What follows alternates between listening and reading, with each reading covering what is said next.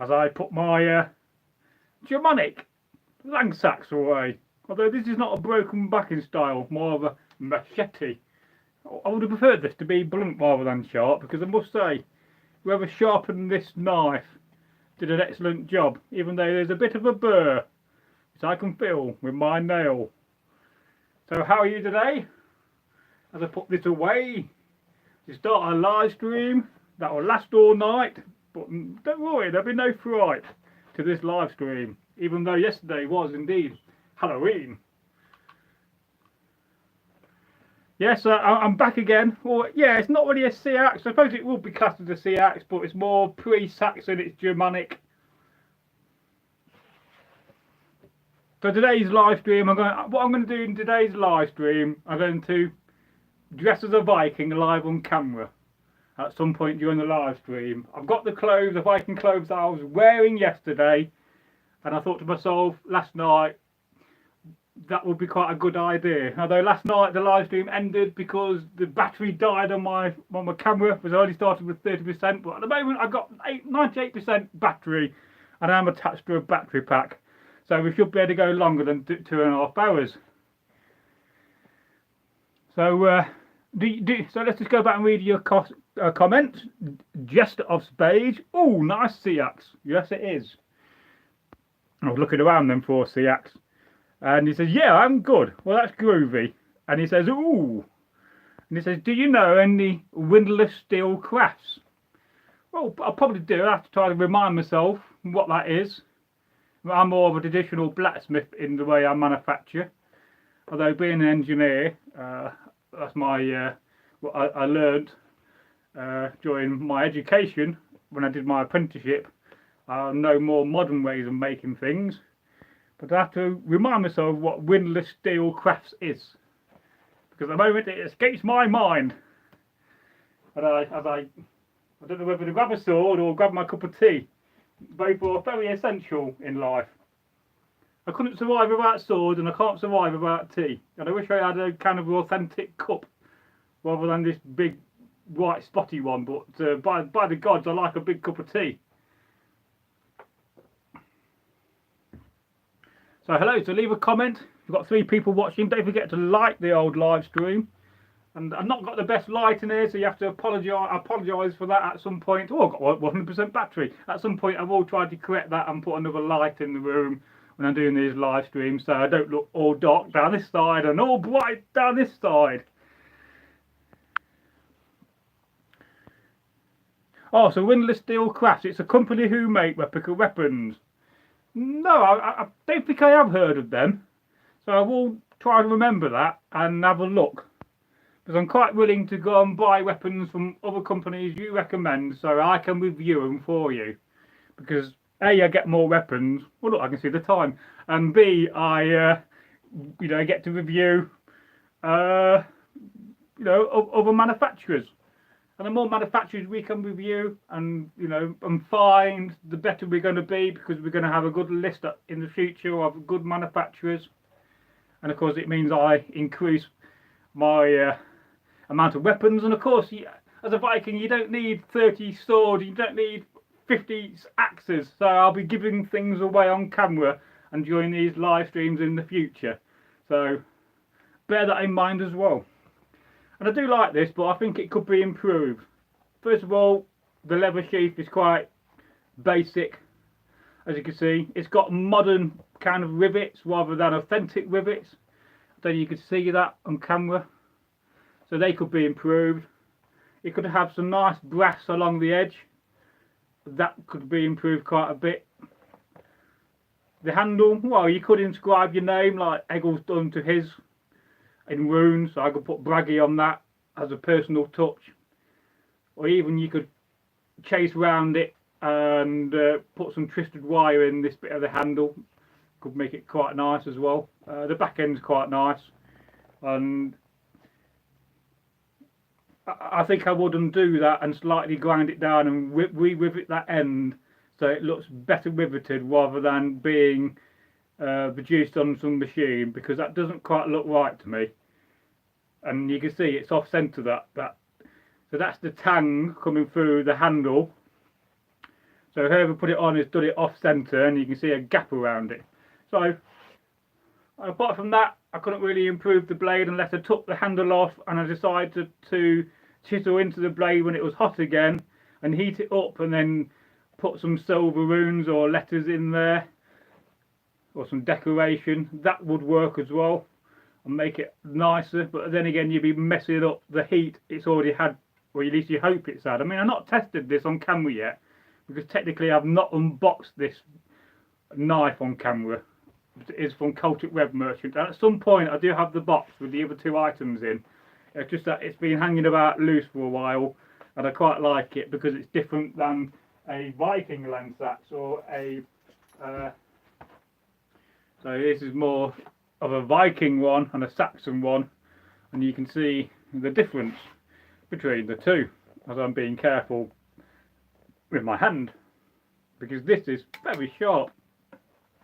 And you can also see the difference between the thickness of the metal, or at least I hope you can.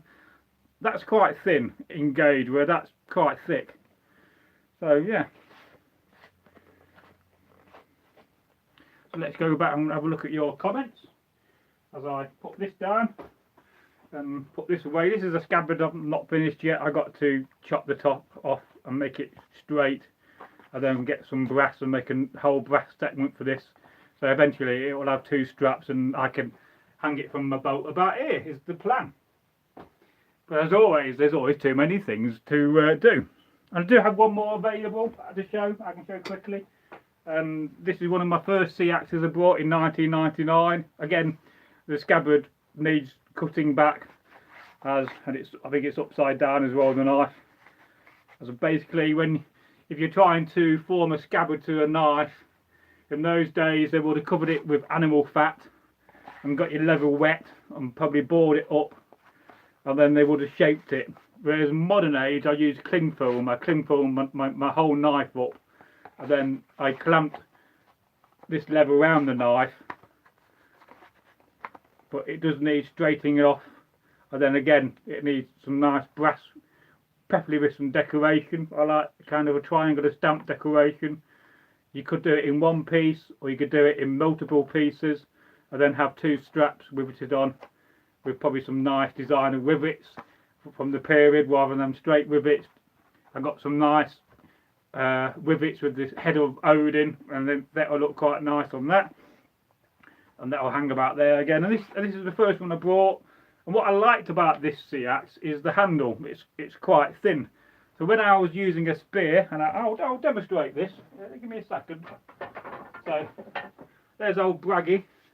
I'm using either a 2-handed spear or a 1-handed spear. I can hold this in my hand, and the idea is when I'm getting close to a man, I can drop this on the floor and quickly have my sea axe in my hand, slash him across the chest, and then that'll be a Saxon taken out in battle, or a Norman if you're lucky. But quite a few societies are now banned from doing this, where you can't hold a sea axe against your spear shaft because they say it doesn't quite give you control. But I disagree. Because you can also hold it against the blade, but I don't like doing that because it could get your hand prints on the blade itself. So yeah, and I'll go back to your comments at the moment. And it's not the best shaft in the world, I must say, but it's just more of a javelin sort of spear, one you would, throw at the enemy before you go into battle in the shield wall. So we'll go and have a look, make sure we're caught up with your comments, and don't forget to share this out as well. But these are all the techniques you learn after you've been doing the hobby for 20-30 years.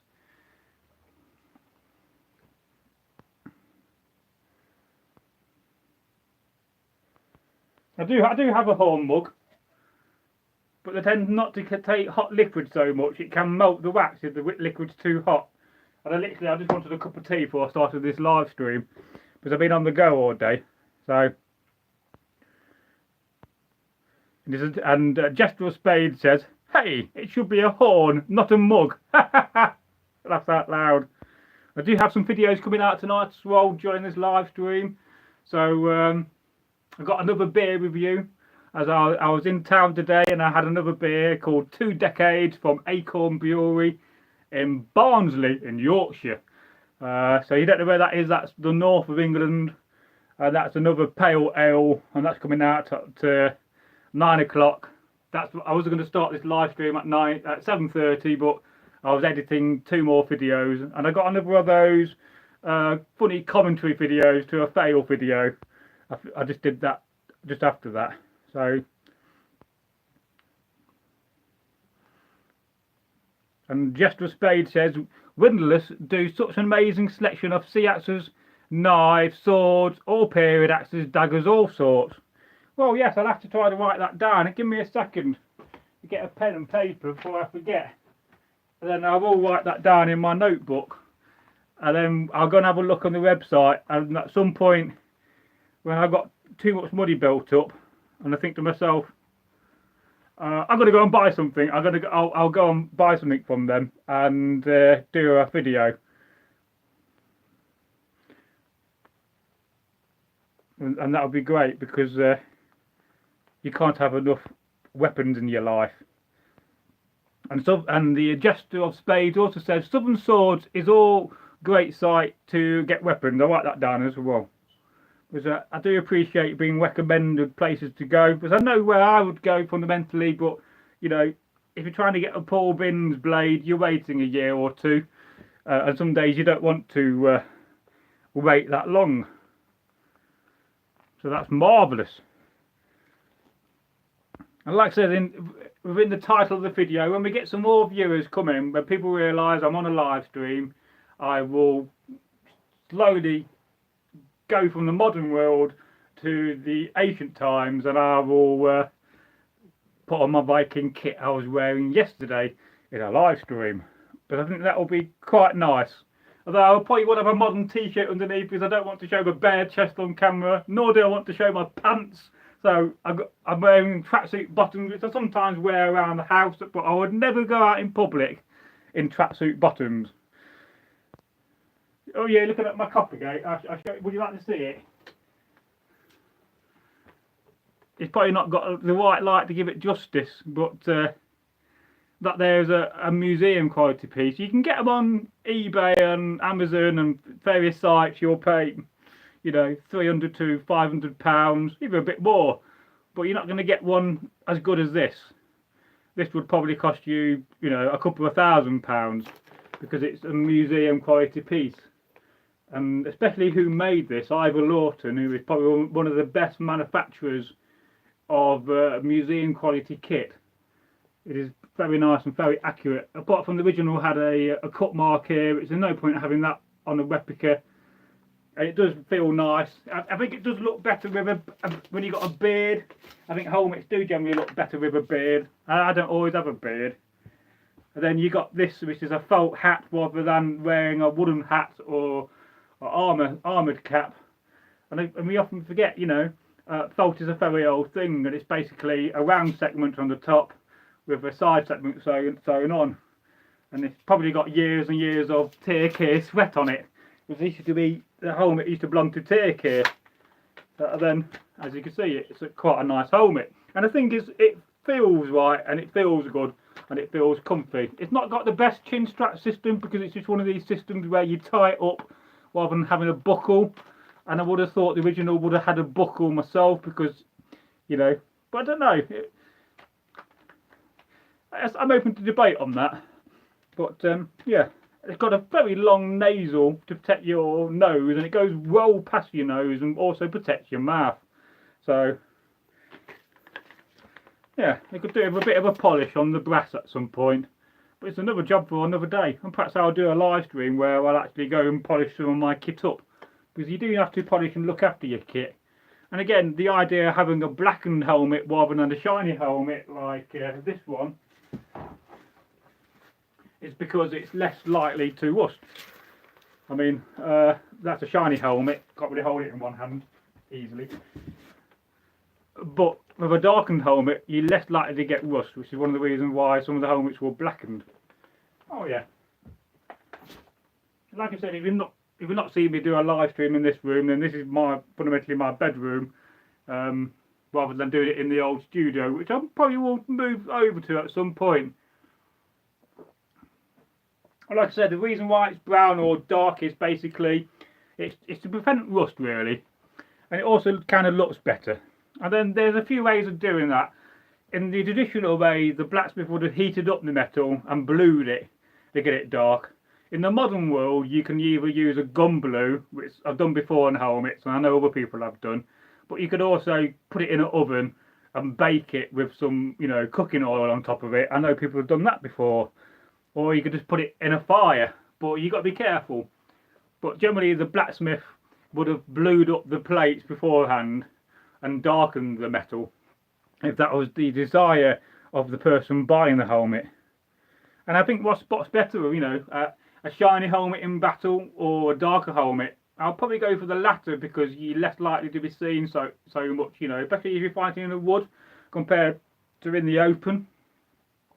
Because let's face it, these shiny helmets are quite shiny, and they do reflect sunlight. Of course, that's a Viking helmet, and the Coppergate is a Saxon helm, and that came from Maxim Armories. And of course, a lot of this stuff is made abroad. As I'll just be careful of my silver neck ring. Yeah, so at some point when we get more people in, because I'm going to be here for a while, I will dress as a Viking, but we'll wait for more people to come in through and we'll just do this introduction and a chat. If you've got any questions you want to ask me, or that's always great. I'm always willing to answer questions or have a go. So we'll go back to your comments, because one of the things we like to do, or I like to do in these live streams, is actually read your comments, because not enough people do that. Yeah, it gets to the point in the future when we go viral and we get hundreds of people watching, it's going to be slightly difficult to do that. But whilst we're still small, we'll read your comments. And Jester Spade says, great fit as well, and that is so vastly important to have a great fit. I can demonstrate the reason why by this helmet. I need to find a hat. So this is another helmet. It's the other Viking Gumumbu style, but this one is way too big for me. And originally I brought, well, I didn't really buy this. I got this sent separately as a bonus, you could say. Let me put a hat on, because I need to wear a hat for this because it's too big. It's a different style of mail on this helmet. But, so let me just push that up there, make sure I've got my chin straps available, because that's quite important. But you can probably see straight away this helmet is just way too big, and when you've got a bigger helmet, can't find the other chin strap, hang on, there we go, got to pull that down. Some days it's best to, ouch, that hit my knuckle. I mean, even if I tighten this up, if I can, you will see that this is too big. And I've just got to adjust my hat. So having a too big a helmet is not a good idea. As you can see, it just flops about too much. This is not practical at all. And you could tighten up your chin strap as much as possible. It's still going to move about. It's still going to be too big. And you'll do yourself an injury wearing a helmet which is too big. And I've got to get it off now. So, the moral of the lesson is, when you buy a helmet, the best way to buy one is in person, so you can test the helmet and make sure it fits your armour, hat, or whatever you're going to wear underneath. Because a lot of them do come, with leather inside.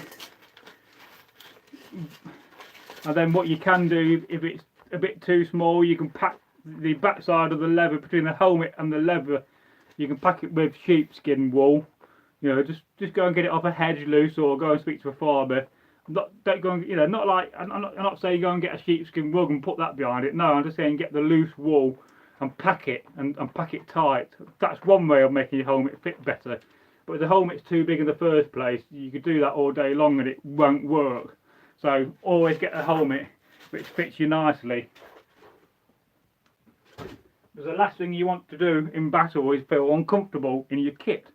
And the more comfy you are in your Viking kit, the more you feel like this is just ordinary clothes I wear every day, the better you're going to be in battle. And you'll survive longer, you'll have a better time, a better experience, and you'll be glad for it, and it's well worth spending the money in that case.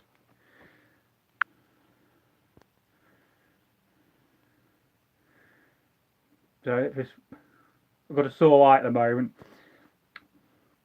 Or it's my eyelid that's sore actually, but you could really see it on camera.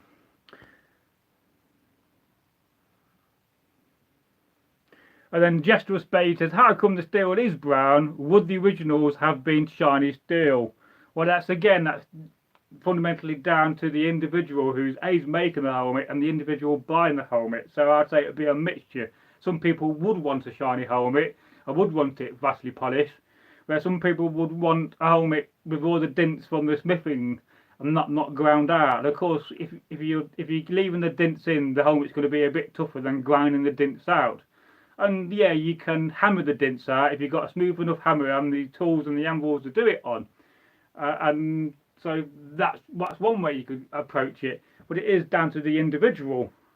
And of course, there's also this debate of whether during the later times, whether they painted a helmet. I mean, I did share in the community post the other day a picture of a man wearing a painted helmet, and I think that's generally a little bit later in time, a little bit later than the Saxons and the Vikings.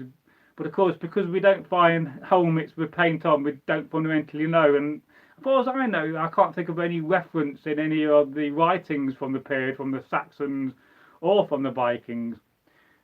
Certainly not from the sagas. But if anybody knows any better, then please let me know, because I would love to read that information.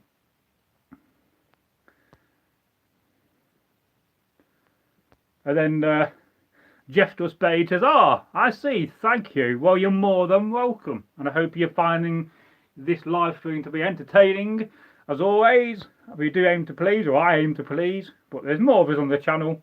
This is unfortunately, Eggles passed away, but his legacy and memory must carry on, because that is so important for a Viking to have a life after his life, and that is one of the aims of the channel, to keep his memory going.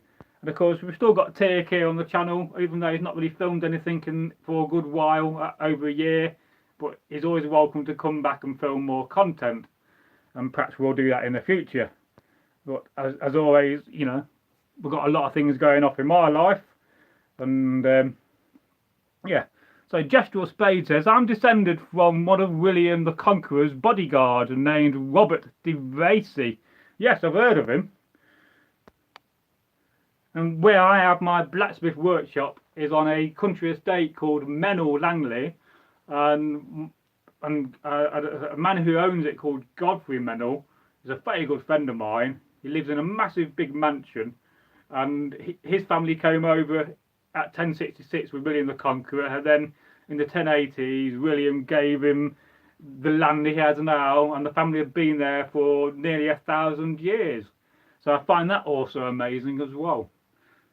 And for a landowner, he's one of the most nicest, decent people, and he's a Christian, and nothing wrong with that. He's a wonderful Christian, and he's a wonderful man, and he cares very much for the planet and the environment, and that's great. And he's given a lot of his estate over for people in the community to grow things and to walk on, and I think that also is great, because too many landowners, you know, are a bit snobbish about the fact that they own land, and that's wrong. But yeah. So we have a comment here from Sam Stapleton. So hello Sam, how are you today? Have you had a good day, my friend? I'm sorry about last night live stream ending quickly because my battery died on my camera. The god Loki was looking down and saying, ha, Bragi's camera's going to die, and I'm going to do something about it and make sure he doesn't come back on the live stream. So I'll have you, Loki, when I'm up there one day. I'm going to kick him out. Bloody hurts. Yeah.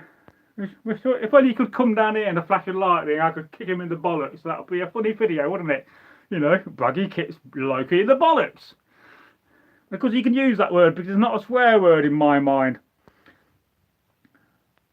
But it would be funny though.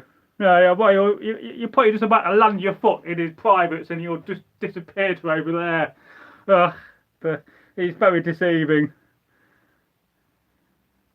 Yes, I don't actually have a padded cap in my collection. I really must buy one at some point.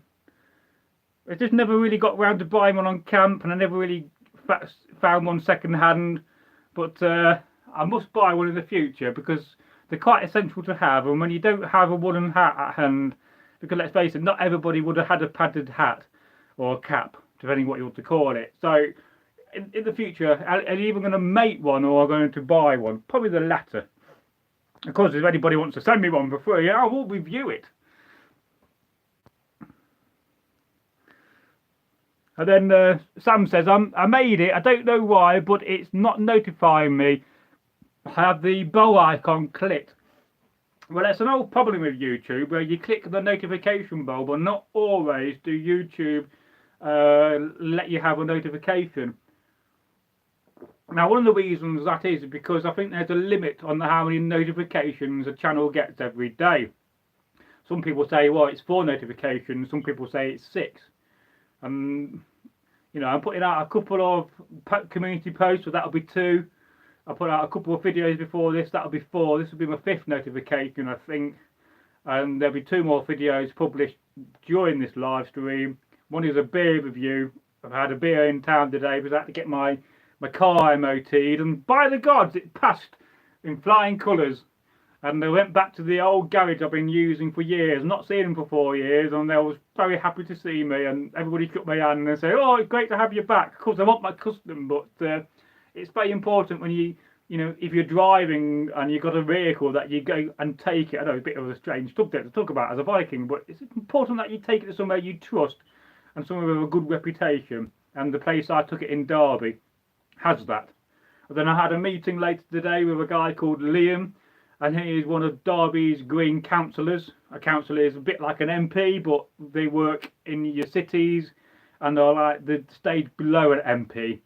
And I had a good meeting with him, and he's a lovely man. And I said to him, in the future, if you ever become an MP or try to, let me know and I'll make some content for you for free, and we'll try to get you on that journey. And not that I'm a member of the Green Party though, but I'm not a member of any political party. I would describe myself as apolitical, because I think a lot of these parties, a bit like the Democrats and the Republicans, they're all the same and they all work for the same people. But let's not get too political on this channel. You know, we should just go back to the Viking times and have one big fuck off battle, and we could all sort it, can't we? And be done. And you know, oh yes, well, we don't live in those times, and that's just not going to work in the modern world, because you'll be arrested and put in a prison cell. But yes, and we'll go back and read some more of your comments. So, and Sam says, make sure you're wearing your padded cap. So that's like a cap, and it's padded. It's a bit like a gambeson in the sense of it's normally got segments going down it, and so therefore it's got a bit of roll in the hat. Rather than just having a plain hat or a wooden hat, it's padded in that sense. And this is what you call a padded jack or a gambeson. I know I've not got the best light. Look at me. I do need to try to improve that, and then at some point when I can figure out a better signal in my other studio, I will start live streaming in there again, because I basically last week set it up again for filming. And so wear a padded cap and use it in battle as well. I changed caps and ended up with a lot of extra room. Yeah, it does make sense, but like I said, you could always pad out your helmet with sheep's wool as well, in between the leather and the helmet, which is one of my helmets, but I don't think I've got in this room, has that.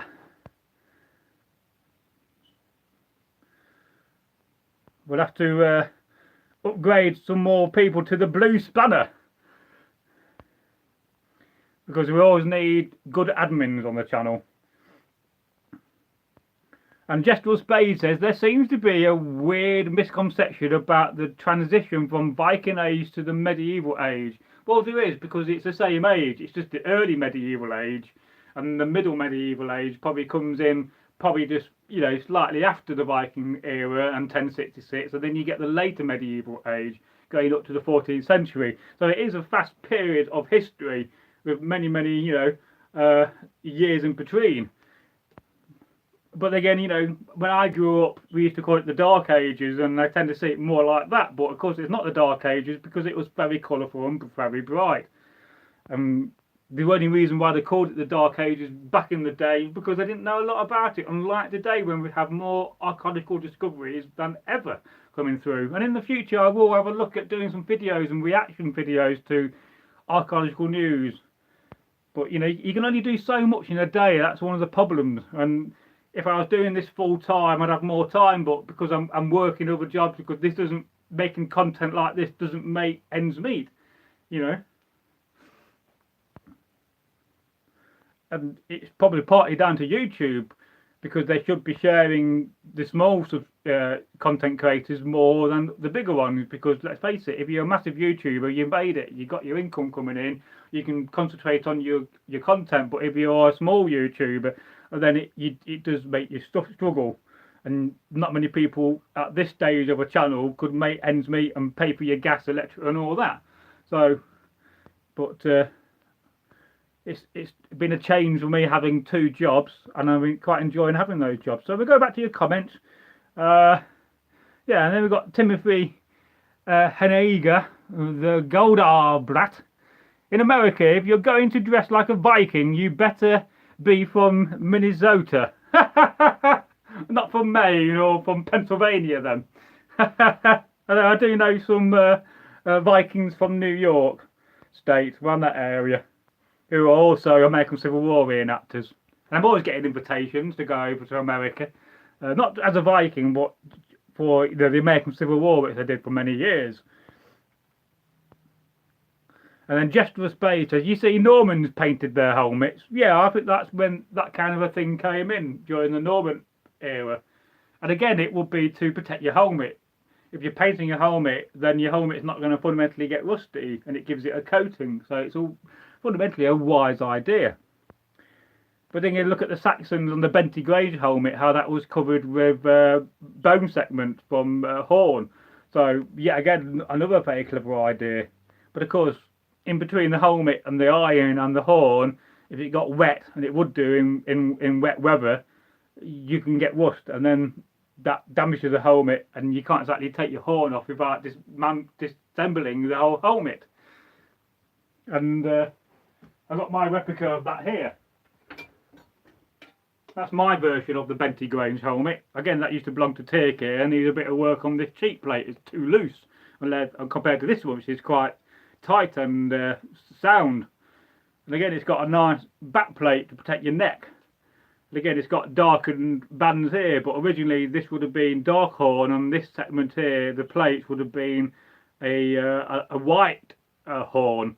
So you can imagine that would look quite spectacular, and I really would love one day to get an actual reproduction.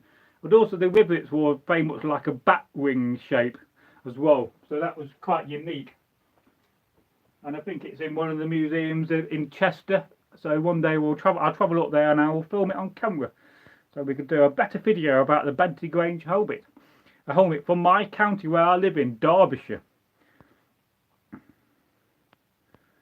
And then Jester of Spades says, that's lovely that he allows the community to use his land. Well, yes, he does. He's got a community orchard and a community garden, and he's kind of stopped having animals, where before he would have had sheep and cattle, and he's vastly reduced that.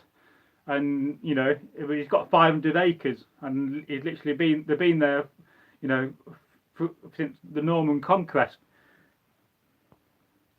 And I met many landowners in my time, but I've not met a landowner as generous and as kind as Godfrey Mennell. And I'd love one day, I did talk to him about getting on camera, because I think it would be a very nice video to have Godfrey on camera, just talking about his life and talking about the environment, and because he's got a voice, he's got a bigger voice than me, and his voice needs to be heard.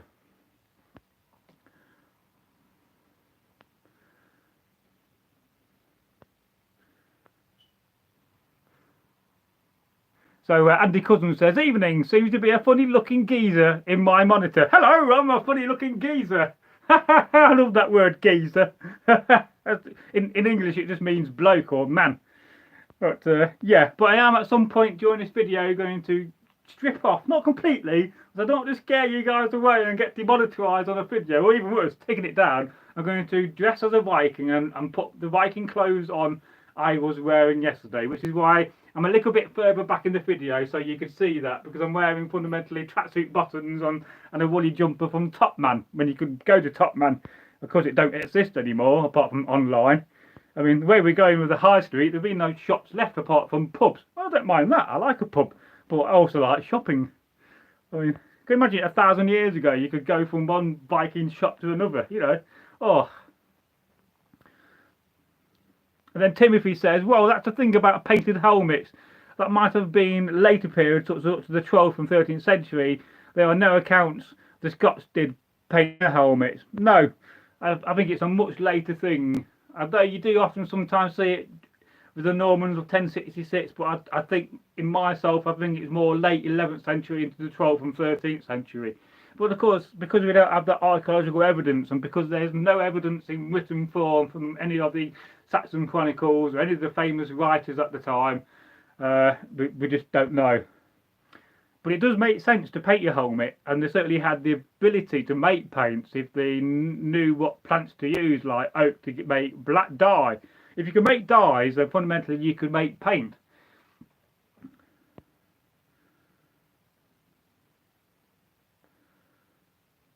So we'll just go back to your comments.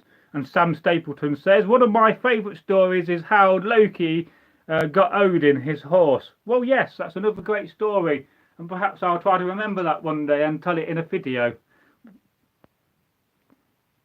And we have a comment here from Chunky Monkey 55555, our latest admin on the channel. So evening, sir. Evening, Chunky Monkey.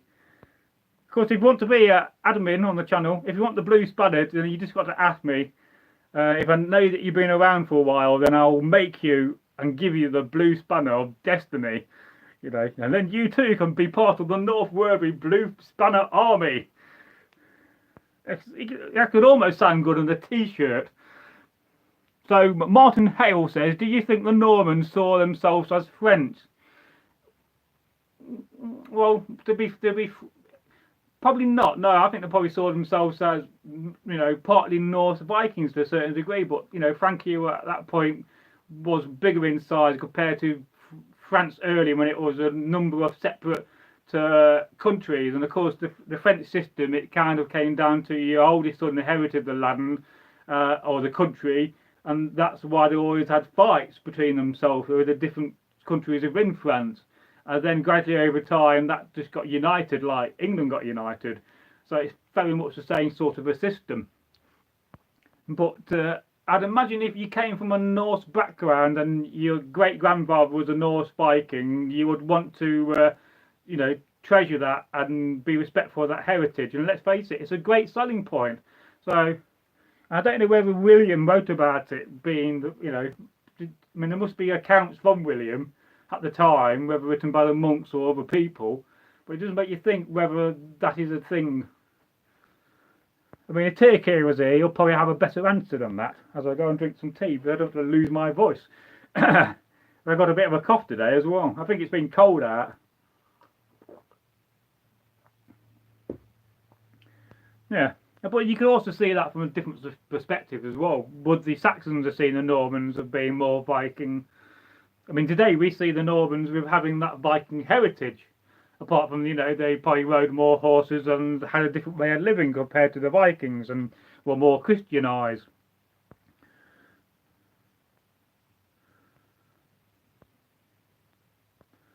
Just going back to your comments. So hang on, we're trying to catch up. And Sam says, I had to make a cap as well. Well, yes, there's always something to make as a Viking or a Saxon. There's always some kit you don't have. And Opperten says, hey all, so hey Opperten. And then we read that comment from Martin Hale, which is a great comment, and I know somebody replied to that comment, so we'll go to that in a second. I wonder if painted helmets were more common in Roman times and even before that. Well, again, I can't recall any evidence of helmets being painted during the Roman times, or from the Greeks, or from any other of the ancient races. But again, if anybody knows different, then let me know. I mean, it's one of those things you've got to read a lot of books, and eventually you may read something about it, but it's very obscure, and a lot of times they don't go into detail about helmets. unless it's a book specifically on helmets, of course. So Jester Spade says, at Martin Hale, I think the Normans would have seen themselves as ethically French, but would have been proud of their Viking ancestors. However, they did see the Duchy of Normandy as a separate from France, and that is very true. I think the Normans were very proud of being the Normans. And let's face it, at one point later on, that became part of England. You know, imagine now if Brittany was still English and we're not lost that. You know, that how would that change the geopolitical picture of the world and Europe if part of Britain was in France? I don't think the French would like it very much. You know, they'll probably all go in a riot and burn the place down because they seem to be good at that, the French. And then Sam says, I would love to figure out how to get paid. I registered with YouTube and still nothing. Well, you need to get your 1,000 subscribers and 4,000 hours of watch time. But I think they may have lowered that to 500 subscribers. But then you have to have a Google account and an AdSense account. And the way it works with ad revenue is that every time you get $100, or in this case it's £60, then they'll send that to the bank account you got associated with your AdSense account. So you need to get an AdSense account and then type in your bank details. In the old days they used to send you a check, but they don't do that anymore. It's all digital. But you got to get a minimum amount of money coming into your account first of all, and your AdSense, which is, for me, it's £60. And I think this month or last month, either October or this month in November, I'll be having my first £60 payment I've had in probably over a year. So that shows you how long it's taken me as a content creator just to make £60 from the ad revenue, you know. Although the best way to donate to the channel is actually through the PayPal donation link rather than through YouTube. There's a problem about YouTube donations and super chats. YouTube takes 30% of that. So if you give £10 or $10, then $3 or £3 will go to YouTube.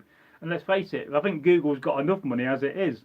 And they shouldn't be so bloody greedy in my mind. But at the same time, they're also helping a lot of content creators make money. So it's, you know, a bit of a, you know, it's a bit like that, isn't it? You know, without us, they've got nothing. But without them, we've also got nothing. Which is partly why, you know, I've added merchandise to the channel, because I've been asked to do that for a while. Not that if anybody's bought anything yet, but I know in the future when the channel goes viral, somebody's going to want to buy a t-shirt of Eggle going woof woof baby, and of course I will be adding at some point more designs when I get round to it. And yeah, so, but if we want to chat about that, I mean, I would suggest you get a PayPal donation link on your description, and then just do the description so it automatically comes up and have that. And then we'll just keep working. I'll work from my end, try to get you some more subs and give you a shout out, and you will eventually get there. And as I often say, anybody that joins me on this journey will be coming along with me. It's a bit like a long ship journey, and we're going on a raid. You know, we're at the stage of the YouTube journey where we're probably still loading the long ship up, and then eventually we're going to set sail. And then the destiny of YouTube is to go and raid France, or in that kind of a, you know, sense, you know. So that's the way I often see YouTube. It's like it's a journey. And, you know, I want to take as many people on this journey with me, because it's a magical and amazing journey to be on. Because who would have thought it? You know, that's one of Eggle's catchphrases. Who'd have thought it? You know, 20 years ago, or even 10 years ago, we'll be doing this sort of thing on camera. I wouldn't have thought so.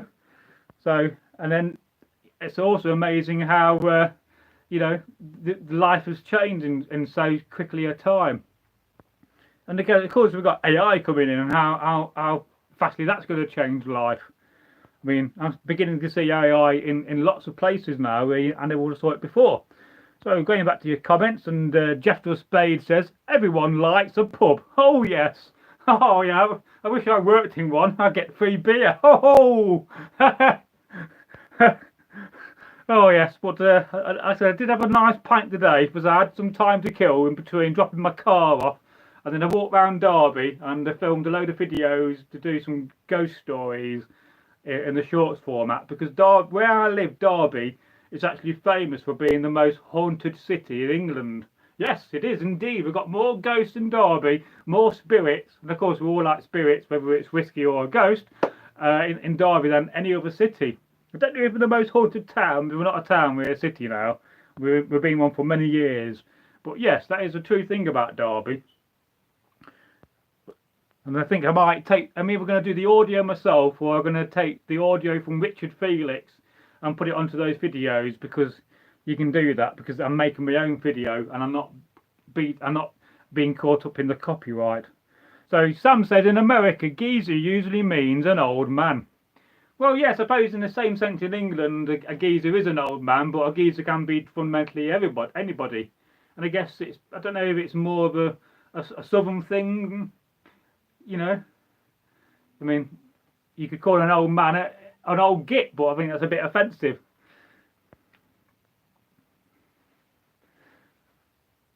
And Jester Spade says, oh yeah, it's been bloody freezing outside. I've got a funny comment here from Chunky Monkey. It says, after a blue spanner, you get a blue hammer. Oh yeah. Oh, and I do love your funny comments I get when I ask you to caption a picture. They do make me laugh and keep me battling on every day.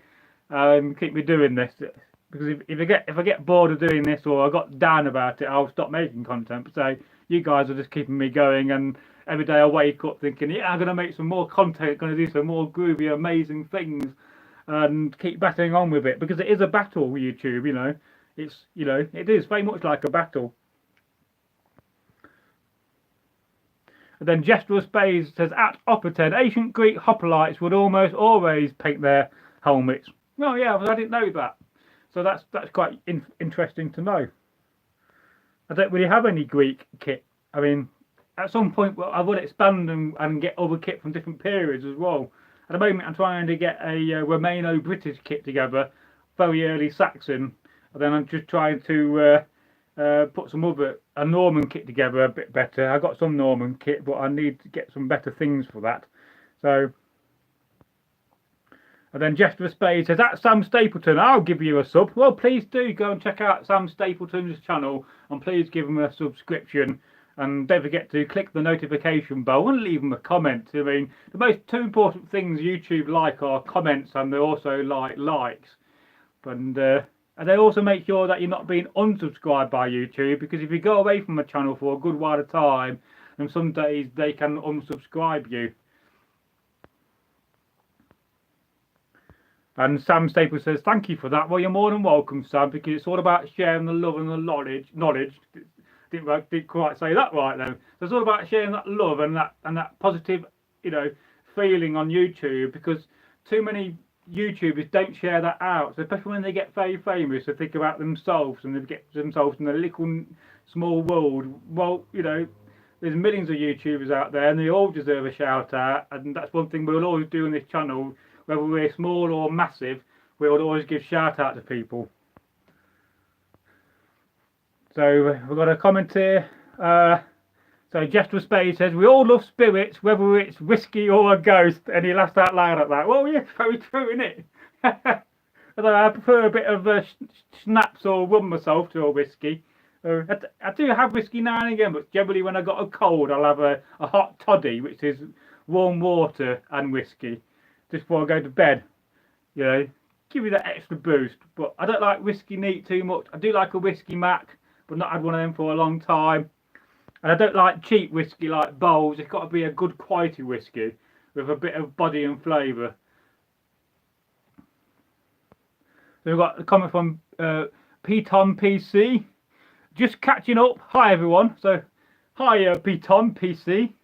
How are you? Are you having a good day? And don't forget, where's everybody from? Remind me, because upon the problem with YouTube, you talk to so many people, you sometimes forget where people are from. I mean, if I didn't know where I was from Derby, I'd forget that. And Jester Spade says, yeah, I do love this channel. Why, thank you very much. It's been a great journey. We're in 6 years into this channel, and it's been an amazing journey, and we've had some amazing hosts, and we've done some amazing videos, and we're very slowly creeping towards the 2,000 videos on the channel, which I think is a massive achievement. Yeah, some of it will be not very good stuff, and some of it will be, you know, average, but a lot of the content is very good, and especially about the long format content, but that's all very good. And I think at some point we're going to blow up, and what I am seeing is when we get these good high views, people go and watch the old content, and that's brilliant. And of course it will keep Eggle's memory going, and it cheers up Take Care because he likes to be seen, and he's got such great knowledge. I mean, if you think I've got great knowledge, Take Care's got tenfold of me, because he's older and he's been doing it since the 1980s, and you do pick up a lot of knowledge. And Sam says you should give making your own need a shot a lot easier than you think. Yes. I meant mead. Damn. Spell check. Oh yeah, so you make your own mead a shot. Yeah, well I do have a lot of honey. So at some point I may look into that. And I do have 2 or 3 medieval recipes from mead. So, you know, cooking is something I want to kind of do on the channel. And they're kind of in the middle at the moment filming a video about making pumpkin soup after I've done a video about carving a pumpkin. They're all in shorts format because I don't think I could go on for 10 minutes carving a pumpkin. Although I did record it in both formats just in case I want to do that. But then I'm going to try to get them out in the next few days before November the 5th, because generally in the UK the Halloween, you know, kicks off on the 31st, which was yesterday, and then it kind of carries on for a week until the 5th of November, which will be, I think, this weekend, this Sunday, and then that's Guy Fawkes night, and that's when probably everybody will be having fireworks. Not me though, I'll just be staying in. And yeah, so that's the problem with spell checker. It can be a pain in the arse. And Jester Spade says, I live in Maidstone, Kent, the homeland of the Saxons, but I was born in Croydon, unfortunately. Well, it's where you live that counts, not fundamentally where you're born, although you should always remember where you're born. I was born in Derby, I was raised in Derby, and we do have a saying in Derby. I've got to try to remember it now. Give me a second. I'm trying. Some days you try to remember something, and you know it's in your head, and you know it's there, but I can't remember it. It'll come back to me in it. Oh yeah, well, I'm very proud of coming from Derby. I mean, it's sort of a unique city, and the people are friendly. I know you get a lot of Southerners come up, you know, and then you're sitting down in a pub and you talk to somebody from London or something, and they say, I can't believe how friendly people are. People actually talk to you here. We don't get that down south, and I think that's very, very true.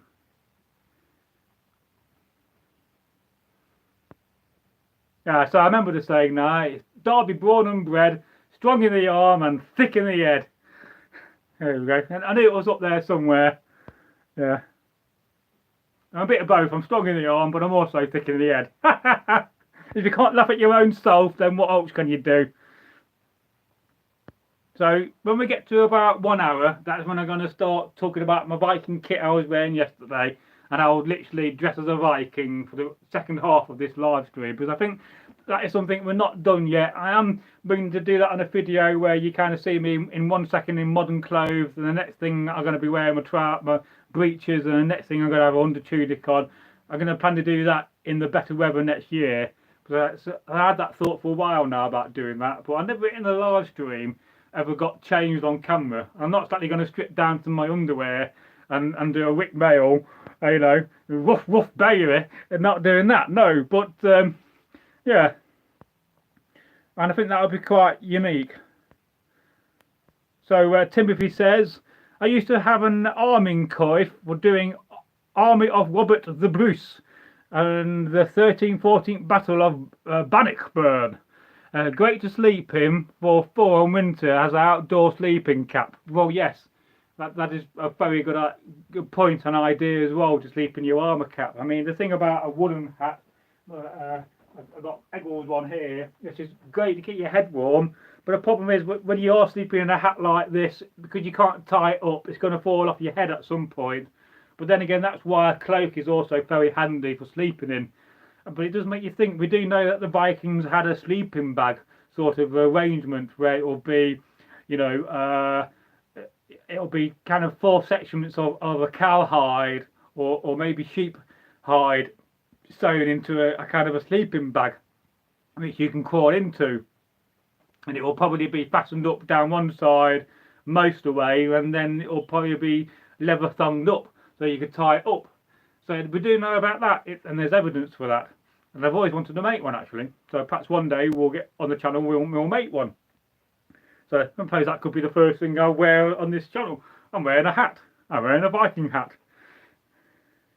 And of course there's a few ways you can wear a hat. You can have it this way on the right hand side. Of course it's got a nice brooch, and I suppose you could wear it on the opposite way. I mean, do they have different meanings? No, generally.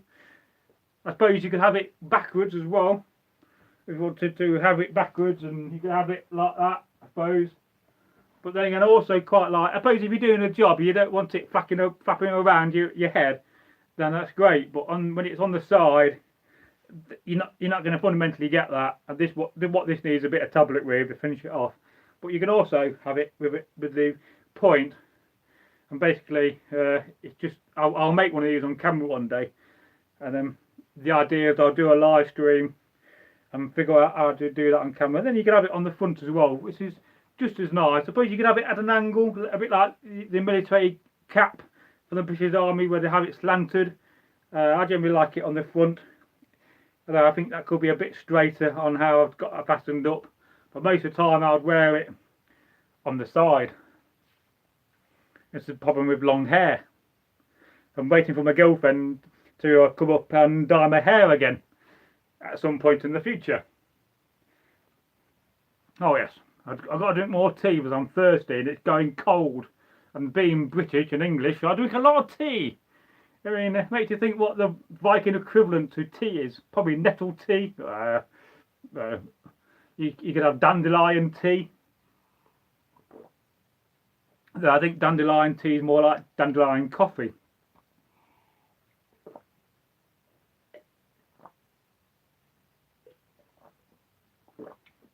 If you drink fast, you spit it down your top. Hands, that's what they're used for. Right your face. See if we can get a bit better light. I've not got the best light in here, I must say. But at least I can see what time it is. Oh, it's nearly 10 o'clock. So yes, so I think we're going to get to the stage now where I'm going to start to put on my Viking kit. So let's have a look.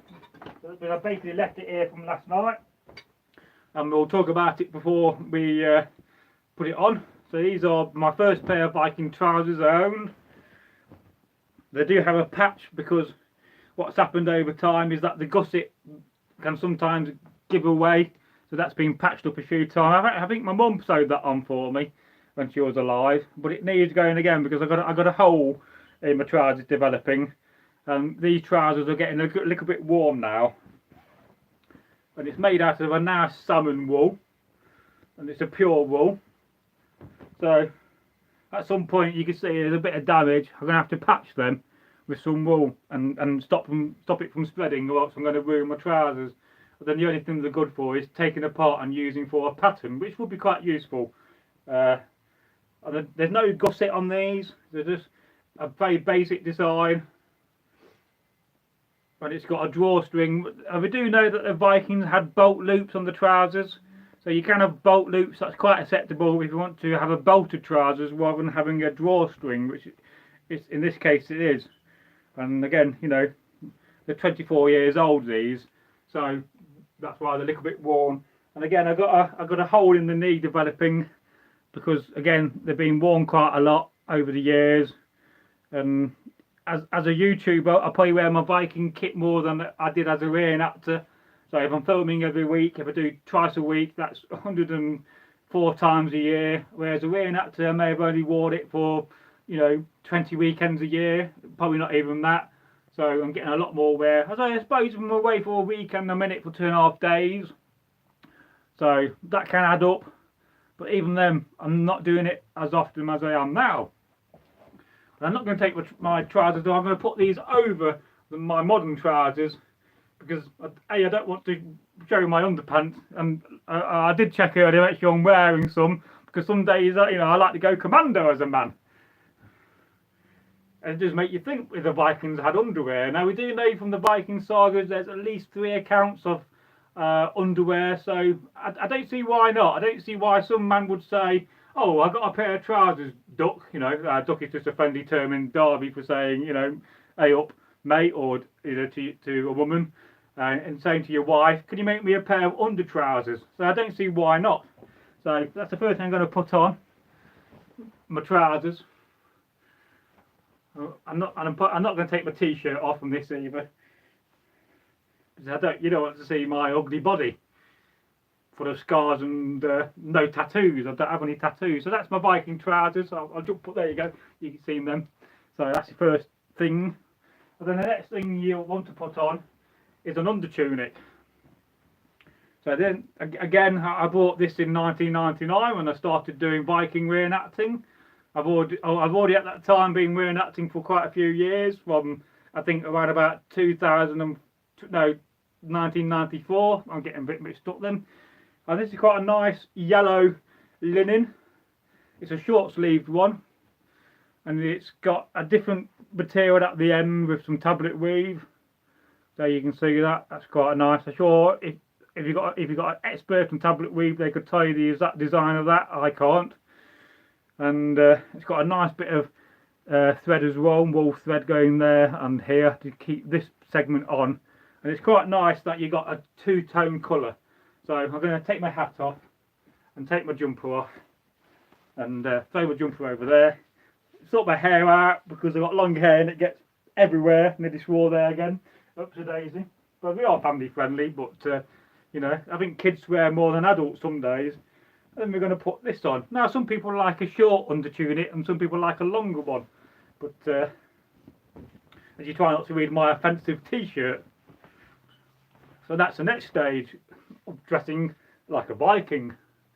Of course normally you don't wear a modern t-shirt underneath your Viking kit, but for this purpose I am.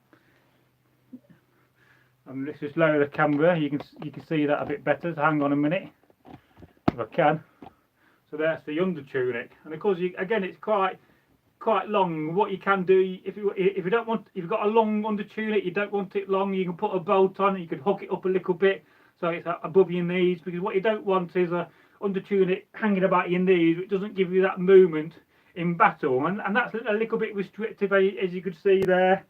So I tend to have it slightly up. You can see the big difference there. I've got much more movement. I can go up to a Norman and kick his kite shield and then kill him in the battle. So the next stage, in this case, is going to be a tunic, or a kirtle. It's where we get the modern word of shirt and skirt from. And this in fact is one of Egil's old ones, because I can still smell his sweat on it and he's washing. But never mind, it don't bother me too much, because I knew it was worn by a mighty Viking, and he must have had that. It's well over 20 years old. In fact, it needs a bit of sewing in the armpit, because the armpit again is one of the places where it often goes first of all, and you've got to be careful of that. So it needs either patching or just sewing up. In this case, it will just need sewing up. And again, it's got a nice bit of tablet weave on it, and this tablet weave is quite posh because it's got a bit of gold thread going through it as well. So again, that was Egil showing off his wealth. And it's a nice burgundy red. I'd have that as a burgundy red. But you can't quite see it. If I did that, you can see the redness on it compared to that. There's a big difference. So I'm going to put this on. I realise I've got a modern hair tie on my hand. I didn't have modern hair ties. Perhaps they'll tie them back with a leather thong or something like that, or a bit of rope, a bit of string. So that's the next stage of dressing like a Viking. And of course, you're at this stage, you could decide to put some armoured guards on your arm if you wanted to, but I'm not doing that in this stage. So then I got my padded jack, or my gambeson. This is an Irish one made in Ireland, and you can see it's nice lined on the inside, and then down these little strips will be sheepskin. Now this is a bit old, so this is over 20 years old again, and so it's a bit worn. And then instead of being leather, this is pigskin, and you could always tell pigskin because it's got that kind of a speckly look to it. In fact, the guy that made this is infamous for going on Time Team when they was in Ireland, and he was making a Bronze Age mirror when they was digging at a Bronze Age site, and he refused to talk English, and he was only talking Gaelic on camera, and his name was Cormac O'Neill. And no idea what's happened to Cormac O'Neill, because he must have stopped trading many years ago, and a lot of people bought things off him to order and they never got the orders.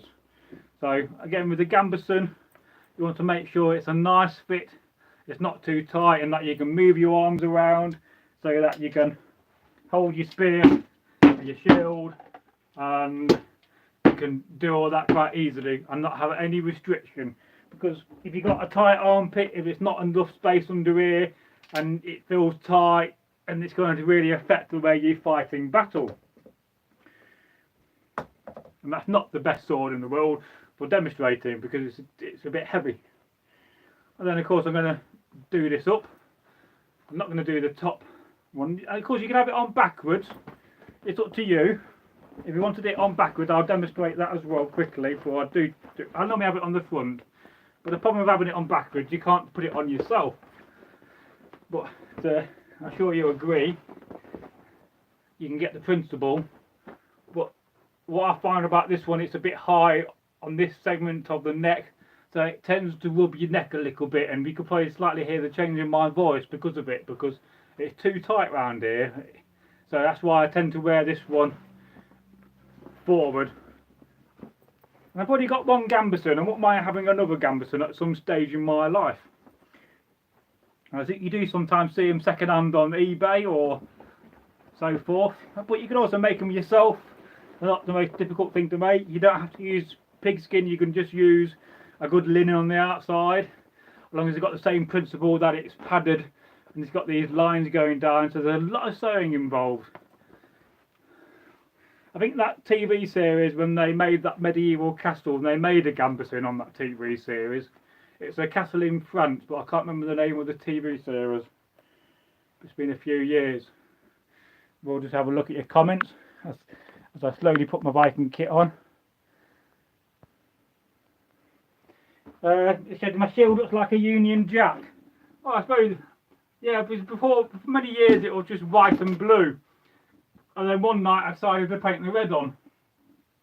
Well, perhaps it does, I don't know. Perhaps it's a very British Saxon shield. Of course, I don't have my one in here. I've got another one, and it's got a boars on it I painted recently.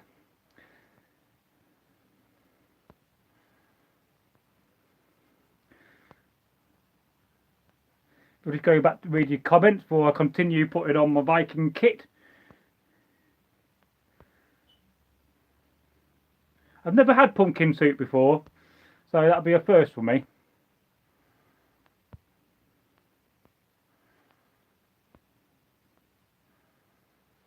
So, and then we've got Timothy says, make you wonder if soldiers did the same. And then in a comment from Sam Stapleton, I'm from Texas, USA, but I've lived all over the western United States. Well, that's cool. Never been to Texas, but would like to go one day.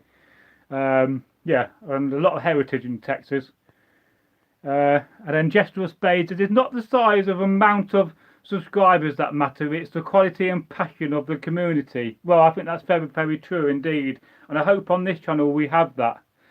You know, we certainly got a quality and quality community for sure, and I think most of the content I do is of a quality which is good enough, I would say. Although at the moment I'm using my mobile phone more than I'm using my Lumix cameras, just because it's easy at the moment, and I can't really transfer what videos I'm taking. But at some point when I start doing long format again, I will go back and start filming on my more professional cameras. But then again, mobile phones are quite good in quality, so that's not too bad. And yeah, you shouldn't really concentrate on the amount of subscribers you have. You should always concentrate on your content and your community and build that up, rather than worry about and your number of subscribers. It's really irrelevant, really. It is indeed the community and the type of content you make. So I'm just trying to adjust my mobile. It's a pity you can't live stream from an SLR camera, because you'll get a much better quality footage. and because I have to use the forward camera, not the back camera, you don't always get the best footage from that either. So and then Jester of Spades says Offerton, it's the south, but it's the other side of Kent, is near the English Channel next to Dover. Nice part of the world. And then Jester of Spades says it's cool that there are Americans here. I've always thought Americans are cool, and it's nice to have them interested in British history. Well, the thing about that is a lot of Americans have heritage and, you know, go back and are related to Britons. So, you know, that's why they love English and British history, because it's so close to them. Then Offerton says, Jester of Spades, I understand. And Sam Stapleton says, awesome, I happen to love pumpkin soup. Yeah, like I said, I've never had pumpkin soup before, so I'm going to attempt to make some and try to film it in a minute, but I'll probably have to speed some of it up and then do a voiceover. Unless I do it in a long format as well, which I kind of recorded it, but I got 2 pumpkins, and so in case the first video doesn't work out. And Offerton says, always wanted to visit Texas. Well, perhaps one day when the channel blows up, we'll organise an international tour, and we'll take all the famous subscribers we got, and we want to go, and we'll club together, and then we'll visit the world together, and drink beer in Texas, and go to some of the amazing sites, and so forth.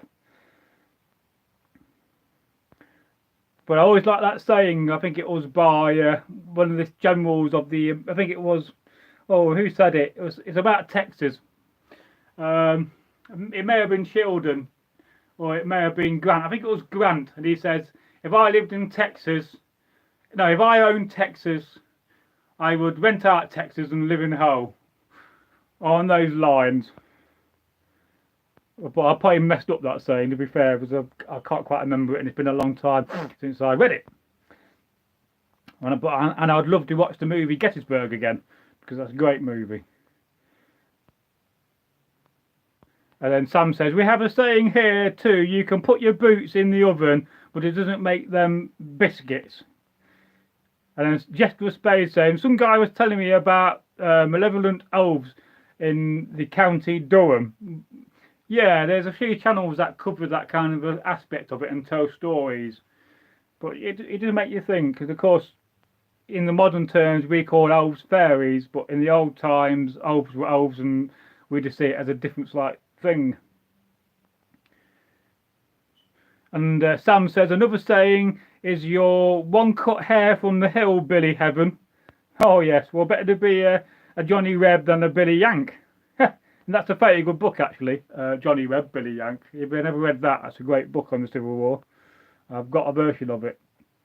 And another very good book I've read is Confederates in Your Attic, and I highly recommend that book as well, because that's a very well written book, and it's an amazing journey about a man discovering his American heritage to the point where he got involved in reenacting the American Civil War. So yes, and we've got some laughing emojis from Sam Stapleton, and then Offerton says, I can't even mind travelled all the way to Texas from Norway just to hunt wild boar. Well, you do have a lot of wild boar in Texas. It's very well known for wild boar. And I would love some Texas wild boar tusks. I used to have one on a necklace, and I kind of lent it out to somebody doing some Viking reenacting for a little bit, an old friend of mine, and he kind of lost contact with him. And so he'll have some of my kit, and I'll probably never get it back. So that's the way that goes. And Sam Stapleton says, probably lots of mushroom tea. Oh yes, just pick the right sort of mushrooms and not the wrong ones. And Jester of Spades says, that shield looks like a Union Jack. And I think we read that already. And it does look a bit like a Union Jack. And perhaps I should have kept it blue and white, but I decided to put a bit of red on it. Of course, they painted the shield, so we know they had paint. So why not, if you're going to paint your shield, and they also painted the shafts of the spears, we know that for a fact. So why not paint your helmet? And of course, also, you know, they used to paint leather. I mean, I can show you a number of examples of modern interpretations of having painted designs on your Seat scabbard.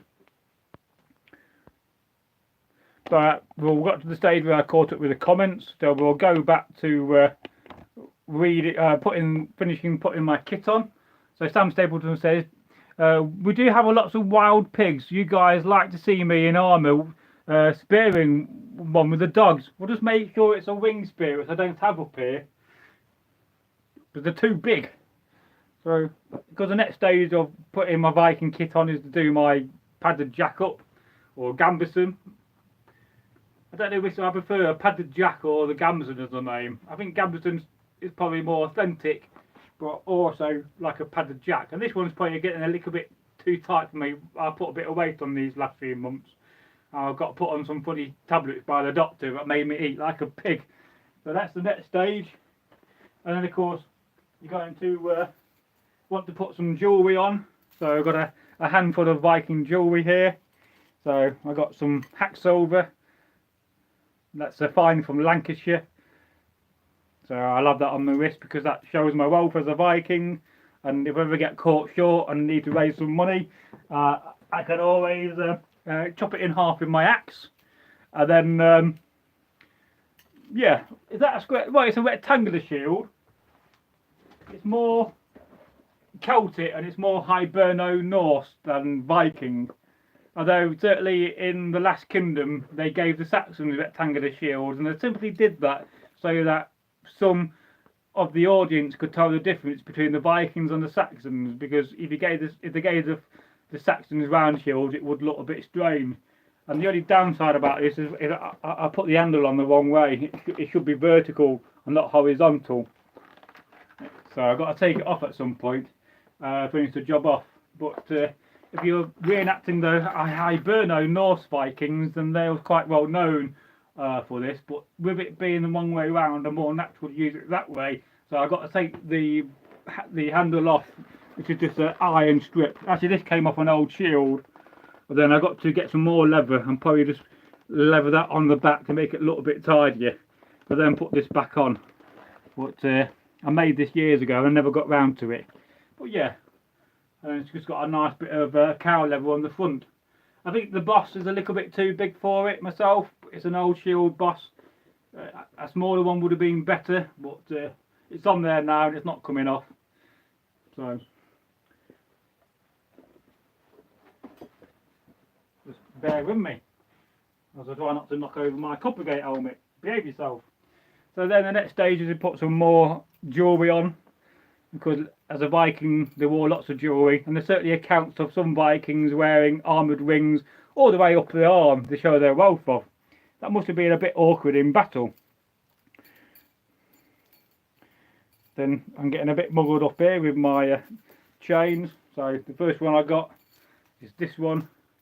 This is a Thor's hammer on a chainmail link chain, and it's got two wolf heads, which I hope you can see there, look. So let me just put this down there for a second. And the average Viking would have worn just one Thor's hammer. We often wear more than one on camera just to show them off really, but that's not fundamentally authentic.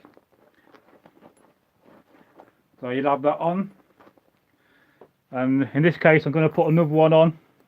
I've got a choice of two. I could either go for a nice Landic Thor's hammer, which again has a wolf's head, and it's a kind of a cross, but it's a hammer same time. Or I could go for the Wrexham Giant cross from Derby or from Wrexham. So I'm going to wear that, put that on. Then the next stage is to get a bolt. So in this case I've got Eggle's old bolt system, which I've dug out the other day and I found. And then you've got to make sure you put it on the right way. So you can have a little look at that. It's got quite a few things on here, to be fair.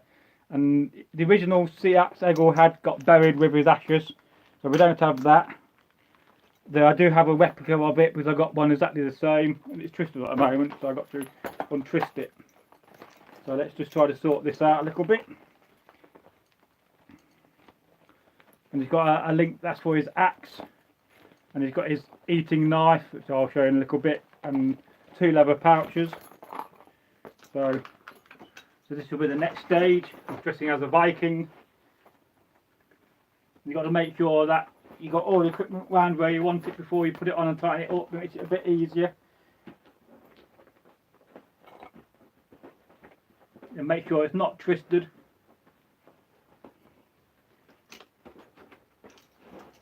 I've got to pull around this C-axe. I know it's twisted at the moment, so bear with me, we will get there with this. Right, let's have a look at that. That feels okay to me. So it's got the slot through. I hope you're picking this up on camera. So I've never done this on camera before, dressed as a Viking live. So and I like a belt to be tight, so you certainly feel it on your body. I could probably do one more, but that'll be enough for me. And let's just adjust the camera slightly. There you go. I don't think I'll get one more if I try it. Yeah, I can get one more hole. And this boat actually is a World War I boat that belonged to his granddad, apparently. So it's over 100 years old. You can't really believe that about a leather boat. But that's what Eggle used to say, and I don't disbelieve him. Then you've got to make sure your strapping goes through. It's a little bit short. I mean, it just fitted Eggle. Luckily, he didn't get too big where it didn't fit him. So, and with me wearing a gambeson, it's just taking up a bit more space. So then I've just got to try to pull my knife around, my C-axe. There's that, you can see. So it's available. Now some people like it round the front here. I tend to like it round the side because it's just a bit easier to grab it there than it is to grab it here, because you've got more reach. Rather than if it was here where the handle was, you've got to pull your arm out more. So that's the next stage of wearing your Viking kit. Well then, yesterday I had this coat on. Now this is a reversible coat, so you can either have it light blue or you can have it the dark colour. In this case we're going to go for the light blue.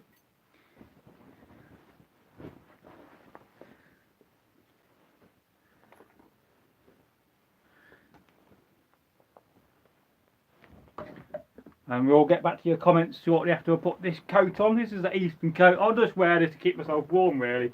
I mean, whether they had them like this is another debate for another story, another day, but yeah.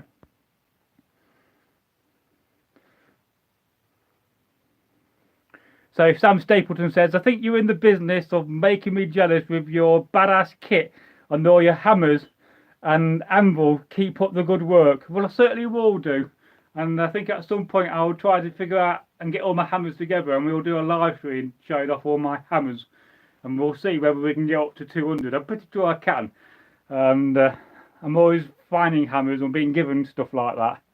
So yeah, seems to have gone all bright for some reason.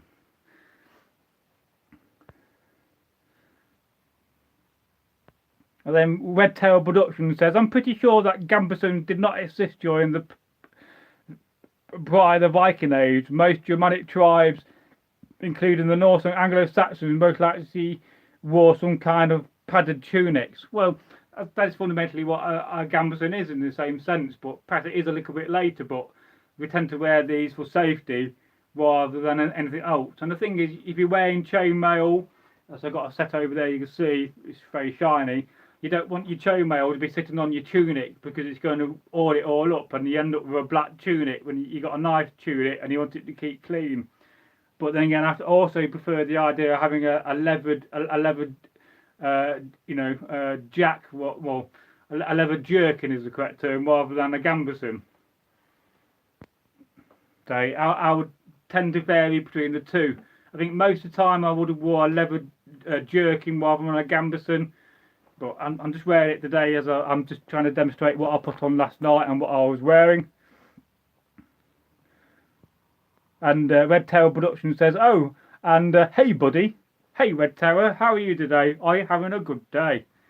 So what this live stream is about, if you just joined a little bit late, is about me demonstrating putting on some Viking kit, and I'm trying to dress as I did last night in the live stream. So if you came in a bit early, you would have saw me wearing modern clothes. But some of them are underneath this. You can just about see my t-shirt from the modern world. I don't want to show my top, and I don't want to show my underpants on camera. But yeah.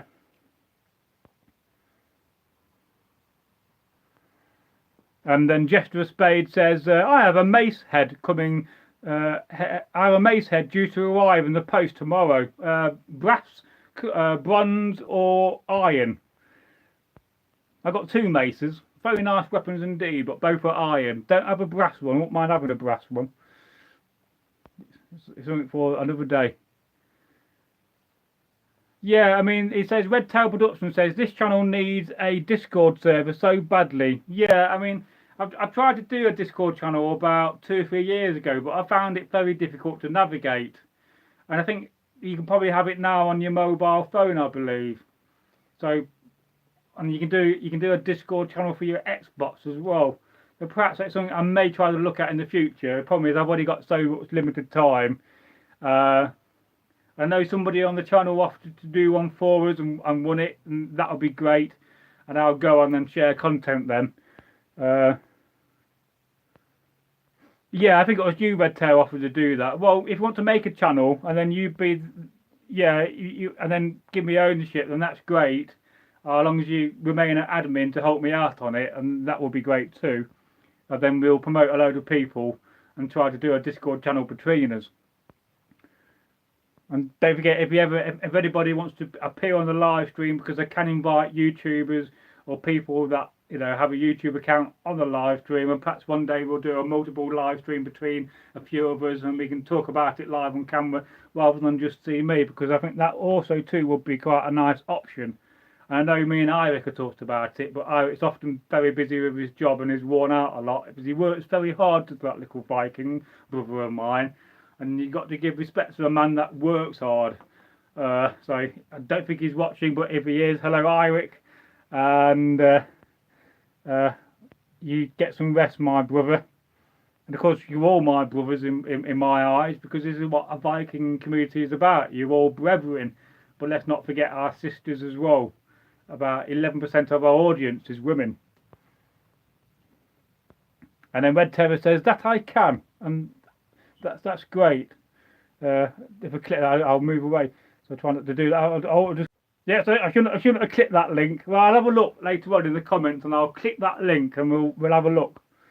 And we do have some more videos going public whilst this live stream is going ahead.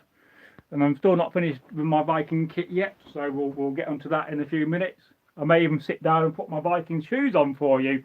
Because I've got my very expensive Viking sea boots. Now, there's a big debate about these, whether they had them or not. Because fundamentally what they are is a Viking turn shoe with an upper segment fastened on. And so in archaeological terms they say, well, we didn't actually have these are much later. But I believe they did.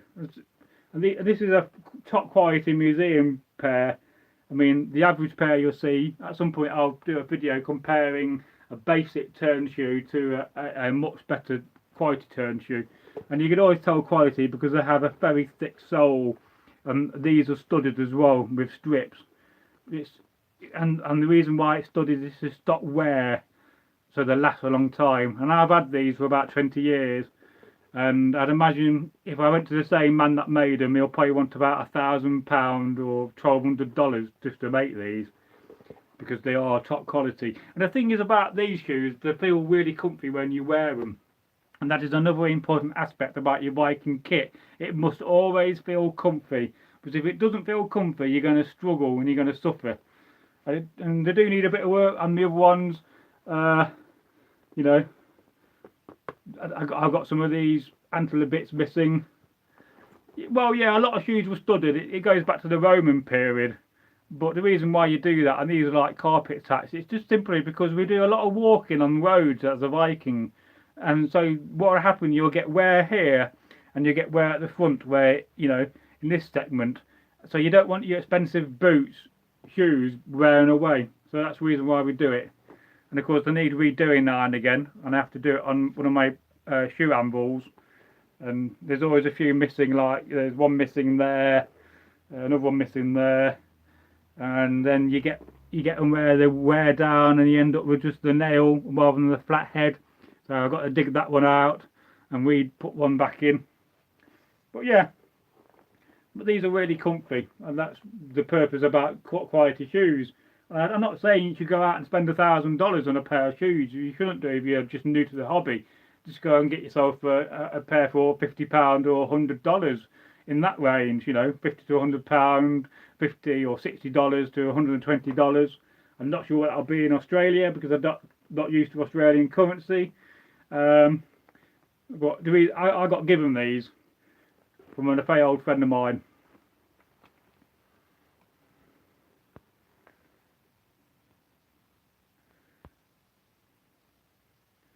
And then Red Tail Production says, just made it. Well, thank you very much. Well, I'll log on to that somehow and we'll start uploading things. And then at some point I need to get back on Reddit again and start posting things as well. So that will really help as well. And then Jester of Spades says, steel but bronze in colour. Well, that's cool, because don't forget they also have the ability to plate things. So that's great. Thank you, Red Tail Production. I'm really grateful for that. And then Sam Stapleton says, this is a video of what a mace can do to a Christian-based skull. And then we've got a comment here from Automo. So hello, Automo. I don't think I've seen you in a live stream before. So a warm welcome to Northworthy. And how are you today? And he says, hello from Canada. Keep up the good work. Well, we sure will. I mean, it keeps me going, this channel, and you know, it's got me through a lot of periods in my life where I've been struggling, you know, either as a carer for my father, my late father, Cyril, or just through having bad family. But I always say to people, keep battling on, because tomorrow's another day. And the best advice I always give people is that, you know, we often get these periods in our life where we struggle, where we have moments in our lives where, you know, things are going against us, but just remember that it's a little tiny segment of your whole life, and sooner or later that segment will pass and you'll be in a much better place. And I've had to remind myself to take that advice as well over these last few months when I've not been in a good place to a certain degree. You know, I don't really want to get into too much depth about that. Perhaps I will in an open video at some point and talk about what I've been through. But you know, so in many aspects this year has been the worst year for me, but in the same aspects it's been the best year for me, you know, because I found myself an amazing, wonderful girlfriend who I want to marry and settle down with and do amazing things on YouTube, because she's all into that. And today she gave me some instructions for 10 videos to film, so I'm going to have to film them for you, and they're all about questions about Vikings, so that's going to be quite cool. So that's an amazing thing what's happened in my life. And of course my dad passing away wasn't an amazing thing that happened, but you know, at least my dad's not suffering no more with Alzheimer's and dementia, and he's not in that bad place where he was becoming somebody he wasn't, you know, who he wasn't, because that's what dementia does to you. It strips away, you know, it's like you be a Viking all your life and suddenly you forget to be a Viking simply because, you know, you got this terrible disease. So he lost his way in the sense of he stopped being his true self, and that's so sad to see. And of course it's very traumatic, and I'm probably only beginning to come to terms with the fact that my dad's passed away. But let's not bring the conversation down too much. So Red Terror says, sorry I was away, just went to the toilet. I'm still there taking a dump. Ha ha ha ha. Well, we all got to have a dump, but why? How come, you know, other people's shit smells worse than your own? And certainly in my time I had to clean the toilet after my dad's been and he's had an accident, and by the gods, other people's shit doesn't half stink. And you know, it's like when you go to the pub and somebody's had a dump in the toilet, you know, been for a poo, and you can smell it when you go in, it makes your eyes water. But I certainly learnt from being a carer, if you've got to deal with somebody else's shit, then just get some toilet roll or tissue and shove it up your nose, and that blots out any smell. and then you know, you'll be amazed how much one of these bottles can be cut into a scoop and make a great poop scoop. Well, let's not bring the conversation down too much, and I'll get back to talking about shoes and putting the rest of my Viking kit on. Of course, I'm at the option now where I could decide to have a sword on. So I've got a Viking sword which has got a very long scabbard, and too long for my liking, because I wouldn't wear this in battle simply because I'm going to trip over it and make myself look like a right tit, let alone do some damage. So you can decide to put a sword on, and I've got a belt here which got a nice bit of a buckle look. I think that's quite nice. And then I'll grab a shoulder bag, because as a Viking you want to carry a few things as well, but we'll put that on in a minute. So what I'm going to do, I'm going to just feed my belt through my sword loop, because I don't want it hanging about and travelling all over the blooming place. And this will control my sword, in theory. Of course, you can understand why the upper class Vikings had somebody to do this all for them, because it's way easier to put your kit on if somebody's helping you. But me being a poor Viking, though I do have a sword, so I am quite rich. Although it's not my favourite sword to use, and the only reason why I'm using this one is because at the moment I've got a big Viking chest full of weapons, and I can't find my key for it to get in.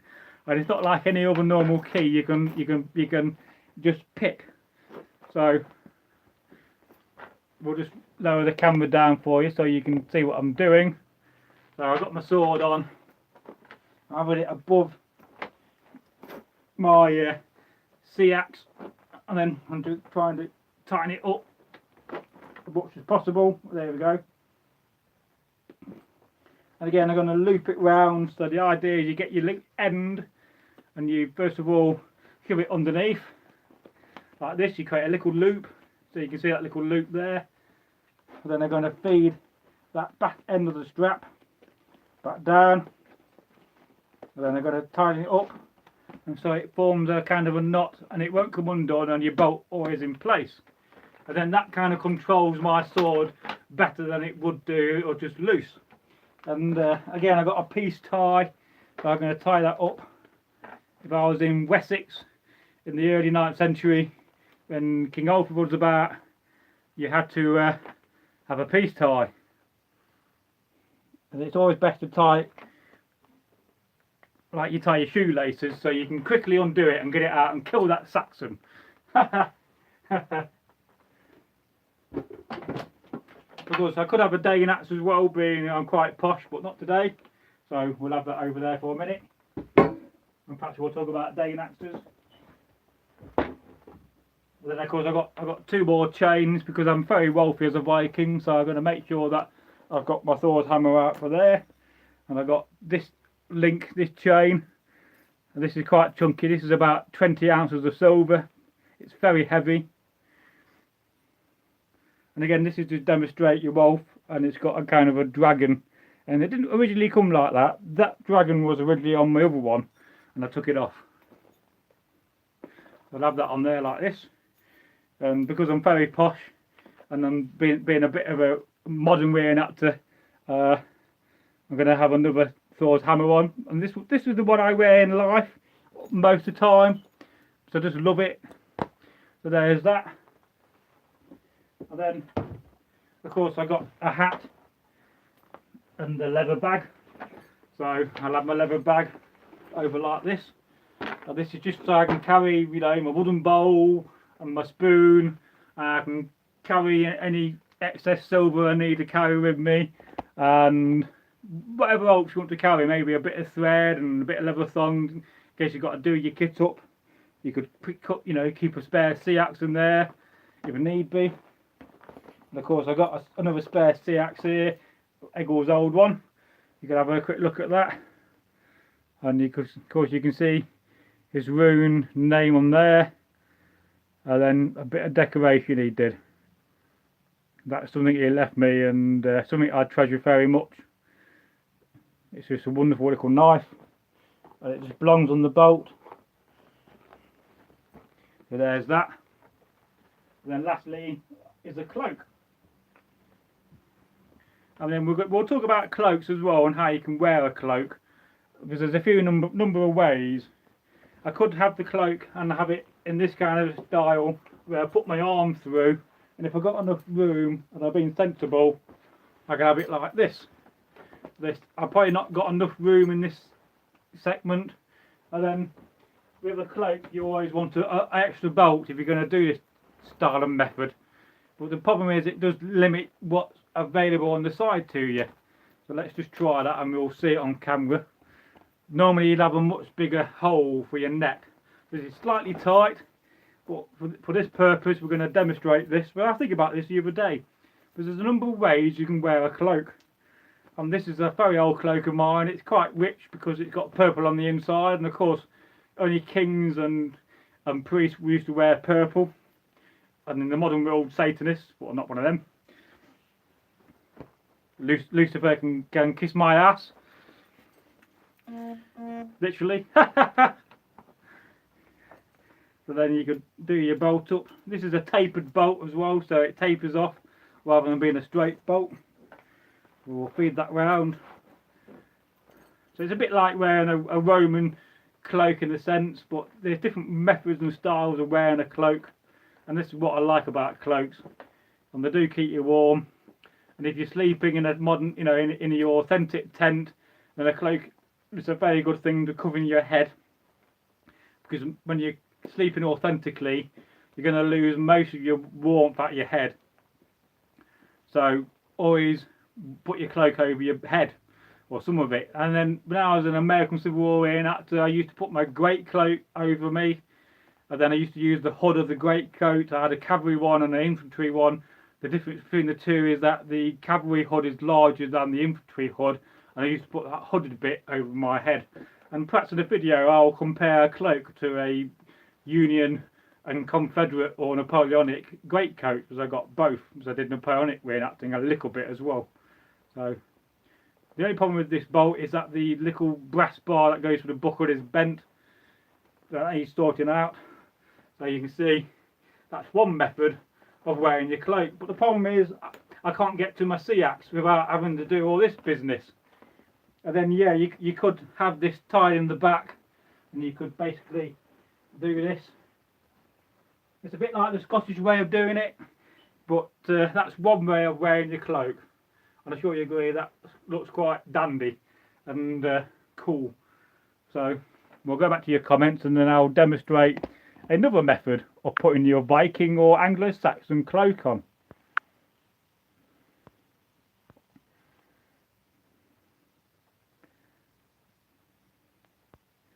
Just bear with me.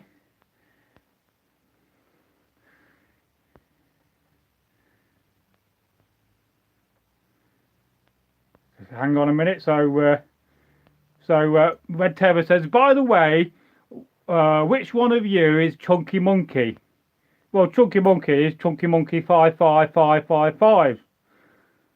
He's been a subscriber for a long time, and a friend of the channel like you all are, and a fellow brother. Because I hope you are a brother, not a sister. I mean, I could be getting that very terribly wrong, but I think you can always tell when somebody's a man on YouTube and a woman. But and he's definitely, in my mind, he's definitely a man. I don't like being called boy. You know, it's like when my brother comes round, Steve, and where they see him, he calls me boy, so I call him boy back. But it's just a family joke, really. We'll go back. Hang on a minute. And then Sam Stapleton says, did you take a dump or leave a dump, with a laughing out loud emoji? And then Chunky Monkey says, I remember my elderly neighbour telling me she farted in the face of a care worker while she was wiping her bun. She said sorry, and the woman was like, that's all right. Well, carers are used to that, you know, to a certain degree. This, you know, if you can't all sit around and laugh about somebody farting, then there's something wrong with you, really. And farting, you know, humour is a very old thing. Probably goes back to the Stone Age, when, or even further back in the Neolithic, when a caveman was sitting around a fire and another caveman farted and they both laughed. You can see that happening, can't you, really? So farting is one of the oldest humours in the world, I would say. And let's face it, you know, it's if as I often say to people, if you don't fart, you're going to end up blowing up. So it's a good for you. You know, it's a sign of a good, intestines and all that shit. Literally the right word for it, isn't it? And Sam Stapleton says, sorry to hear that about your dad. I lost my grandpa the same way, and Dad just had a stroke. Well, yes, well, thank you very much, Sam. I do appreciate that. And, you know, my dad was 91 when he died, so he lived a grand old age. And the thing is, you know, it was quite important in the sense he had a large business. And he used to work for Rolls-Royce, and he changed a lot of lives in his time. So, and then Gestural Spade says, interesting how the sword is held on a baldric rather than the medieval sword bolt. Well, again, you could use both. This is a baldric system, but some people just like to sling it of a sword, of the bolt. But the problem is, if you've got your axe there and your sword there, it's going to drag your bolt down. Whereas with a baldric system, it doesn't drag down so much. You know, your baldric will keep it in the right place.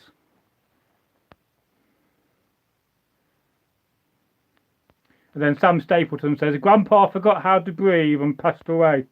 Well, it does make you think if you can forget to breathe. You know, people get to the stage where they forget to eat. I mean, I've heard about, you know, old people that they go around the house and they've got one can of food in the house. You know, and you can't survive with that. So it's a sad times we live in. And Chunky Monkey says, yes, I've joined the Discord. And Red Terror says, Dickcord, ha ha, ha ha, ha ha. That's probably another one, isn't it? And Red Terror says, funny name. And Chunky Monkey does a smiling face. And then Gestural Spade says, what's your favourite Viking food? Well, you know, I like a good lamb stew or a bit of beef stew, something like that, and bread and cheese. You can't beat a good you know, Viking loaf with lots of seeds in and a good bit of cheese. So those are two things I like as a Viking. And then Red Terror says Anglo-Saxon more like angled sexy. Of course, there's sorts of thing as an Anglo-Saxon file, which is somebody that's an expert on Anglo-Saxon history. But less said the better on that. It's not the best name in the world, I don't think. Well, yes, I do have that ability to make people hungry. And I've done this all my life to all my friends. I'll go, imagine a nice English breakfast for a couple of sausage, a bit of bacon, baked beans, fried bread, fried tomato, if you like that sort of thing, some toast, a nice cup of tea. So I've always had that ability to make people hungry, you know, steak and chips, onion rings, and the bread dipped in the fat of the steak, mashed potato and buttered sweet corn. So yes, I definitely got that ability to make people hungry. And Chunky Monkey said, watch out, Bragi makes you feel hungry when he talks about food. Yes, I do. And then Opperton says, for me it's lutefisk, which I never tried actually. And then Brad says, Anglo-Saxon swords were the best, better than Vikings. Well, that's very true. The Vikings highly desired Anglo-Saxon swords. And we can see this in the Staffordshire Hoard, when in the Staffordshire Hoard they found a lot of mountings of swords, a lot of gold and garnet encrusted pommels, and they found a lot of gold and garnet encrusted pommels and cross guards and the bits of the nice handle, you know. I mean, this is quite decorated, but it's all iron. But they took what they left all of them and buried these bits, but they took the blade because the blades were more valuable than the gold and the garnets and the silver. So yes, it is very true. And that's probably because in England we've probably got a better source for iron, and we probably had better skill. And whether that's a throwback to the Roman period, because the Romans didn't get to Scandinavia, so whether that's a throwback to that, I don't know. I probably don't think so. But certainly the Saxons had a skill when it came to ironwork. And you can see that, yeah, and I definitely agree with you. Anglo-Saxon blades were badass. And then you can see some of the Viking swords, how when they ended the sword's life, they would bend the blade. And some of the blades would just bend on their own, where some of it would need heat. And that was one way they ruined the blade, by bending it round, forming a loop. But you literally, you know, you can't do that with a modern sword because it's spring steel, and there's no way without putting it in a forge could you do that. And perhaps if we ever get a cheap sword given to us, we will demonstrate that on a forge, of bending a blade, you know, and sacrificing that blade to the gods, which is partly what it's all about. Because let's face it, a sword blade is worth a lot of money, so why would you actually heat one up, or even if the iron was soft enough, actually, you know, bend the blade and ruin the sword? And then Red Terror says Anglo-Saxon swords and Viking swords look almost identical. Well, they do in some aspects, yes. But don't forget, you also, you know, the Vikings would have came and traded with the Saxons when there was peace, and got pommels and got crossguards and took them back to Scandinavia, and certainly would have wanted to get the blades, and that's one of the highly sought things in battle, was the blades. You know, shining blades and golden shimmering blades, you know, and certainly in the runic poems and so forth, they describe these things in sort of magnificent manner. And then Brad says it was the skill and the steel. It was mystical, but they were just highly skilled metal workers. Well, yes, they were. You know, you only got to look at Sutton Hoo and the age of that. And then we've got a comment here from Rob Napier, who's a very good friend of mine in real life and one of Eggle's old friends. And he says, hello from Prague, Bragi.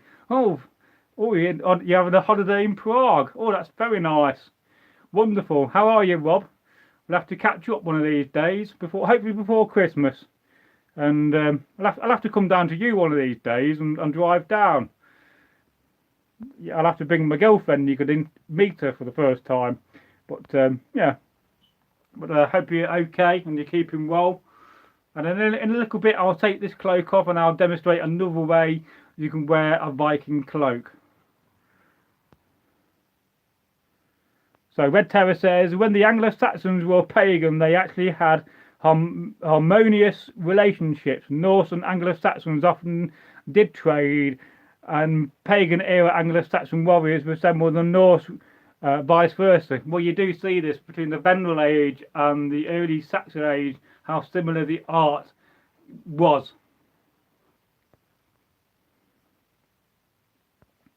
And then Sam Stapleton says, sorry everybody, got to go out to punch out for work. Well, you take care, have a good day at work, Sam, and no doubt we'll be around for the live stream another day, and we'll have to do one together, Sam, one of these days. And Rob Napier says, I'm okay, and yes, we will catch up. Take it easy, mate. Well, you take it easy too, Rob, and keep your chin up, mate, and onwards and upwards, in the words of a famous Viking.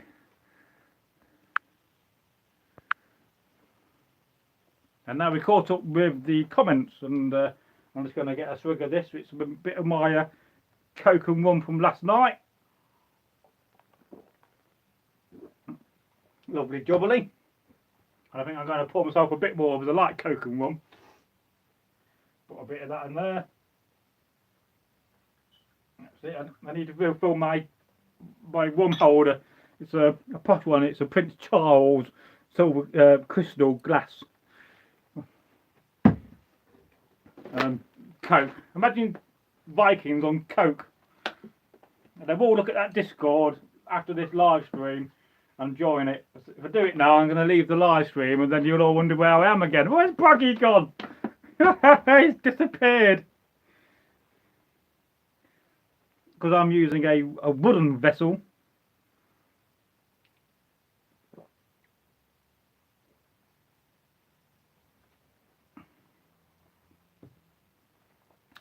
Lovely. I can taste the rum. And then Opera 10 says, see you later, Sam S. And Red Terror says, not a lot of people have yet joined the server. Yeah, we'll do go and join the Discord server, and we'll get onto that, and I'll join it later on when I finish this live stream. And then Red Terror says, to be honest, you look more like a Brythonic warrior. Well, the problem is with a lot of, you know, the Vikings and the Saxons and all these different cultures, the Lombards and the Visigoths, a lot of the kit was very similar, and they all had the same style of war to a certain degree. Although, yes, I think so probably the Visigoths probably had different patterns and so forth, and probably looked slightly different. And if you're going to be a Visigoth or a Lombard, you certainly want to dress slightly differently. But yeah, a lot of it was very similar in style. And he says, Red Terror to join the Anglo-Saxon invasion. Yes. So what I'm going to demonstrate now and then read back your comments as I look for my, undo that. I'm going to undo my bolt and then we'll demonstrate putting on a cloak differently. And I must say, I was a little bit cold earlier when I was wearing my modern clothes, and now I feel very toasty and warm again, because Viking and Saxon clothing is very warm. This has a very basic buckle.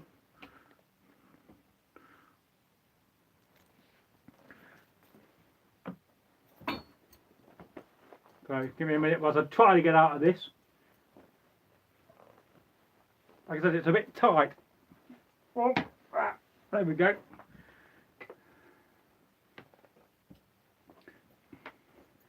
Then you have to be careful with cloaks, but they do travel around a bit, and if you've got a can of beer down there on the floor or a drink, you're going to knock it over, you're not careful. So sort my hair out again. So the other way, another way you can wear a cloak is just basically straightforward. You just put it over your head.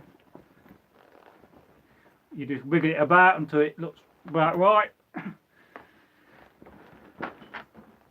You bring it around. So that's the basic way of wearing a hood, a cloak, not a hood. But then you can make a hood out of it as well, like this as well. If it's raining, I've done that a few times. But generally I'd prefer this method. So that's another way of wearing your cloak, and that's probably the most generic way of wearing a cloak. But what you can also do though, and I'll alter the camera slightly so you can see what I'm going to do, is that you can make it into a kind of a coat again. So a bit like the other method, you're going to use a bolt and you're going to gather it in front of you like this, and then you're going to hold it in place. You're going to try to get your bolt round. In this case I can't quite hold it in place at the same time, so I've got to gather it again in the front. Make sure your bolt's not twisted, and feed your strap end through and adjust your cloak again, and then you can wear it in this method, which kind of makes it into a kind of a coat. You've got to make sure you got enough for your arms to move about with your shield and your sword if you're going to wear this style in battle. And again, I've got a bent brass bar with my buckle. I've got to put it on my anvil and straighten it at some point. It has had a lot of use in battle. Some days you jump up to try to tighten it up. That does work, as you can see. And then again, I'm going to feed it through. So make sure it's straight. And we're going to go through this section here. So I'm forming a loop, and I can drag it through the loop and tighten the loop up from the back and put it down. And then that's another method. And then that's more like a coat you turn your cloak into. Then you haven't got it waving about you. And I'll just lower the camera so you can see the bottom of it. So yeah, I do like this method. And then the other advantage of it is that at the back you got like a pocket. You can put a loaf of bread or a bit of food or something you want to carry, and it will generally stay there. And then you could always tighten this up to tighten your arm up, but again it restricts your movement if you've got to use a shield. And then of course you can again make a hood from your cloak if wanted to. So that's another method, and probably the third method of wearing a cloak. And that's me dressed as a Viking. So, Wassail, praise Odin, and Woden. And we'll go back to your comments again. Because I could actually put my Viking shoes on, but I don't think there's much point in doing that really, because it's just a pair of shoes and we've all seen shoes. And then Brad says, talking about the Sutton Hoo treasure, have a theory they had children do the very intricate work because they say the adults' eyes are not as good enough to do such small work. Well, that's a possibility, because certainly they made children from a young age do crafts. Like if you're making chainmail, children would be making the links and doing the finer work. Whether you could actually teach a child to do forge welding on the chainmail links if your suit was half split and half riveted and half solid, you know, or half solid and half riveted together with split links. I don't know, but because we don't have that archaeological evidence, it's hard to say. But certainly, it's a nice theory, and you could see that being fundamentally true. Because as you get older, your eyes do go. But don't forget, the average age of a Viking or Saxon will probably be in the 30s when they passed away. So certainly in your 20s, your eyes are sharper than they are in your late 30s and in your 40s and 50s. So it's a nice idea. I like that. And I think in a minute I'll sit down for a little bit and rest my legs, because I've been on my feet for a couple of hours and I've been walking about the day a lot. But yeah, I like that theory, Brad. And then he says, there was no glasses back then. No, glasses came in the much later medieval period, probably the 13th and 14th century, when they learned the ability to make lenses. And then Chunky Monkey says, getting drink? Well, why not? Cheers. What are you drinking today? Are you having a drink right now? Let me know. I am drinking rum and coke. Not very authentic, but I like it. I am using a wooden vessel, so it's halfway there.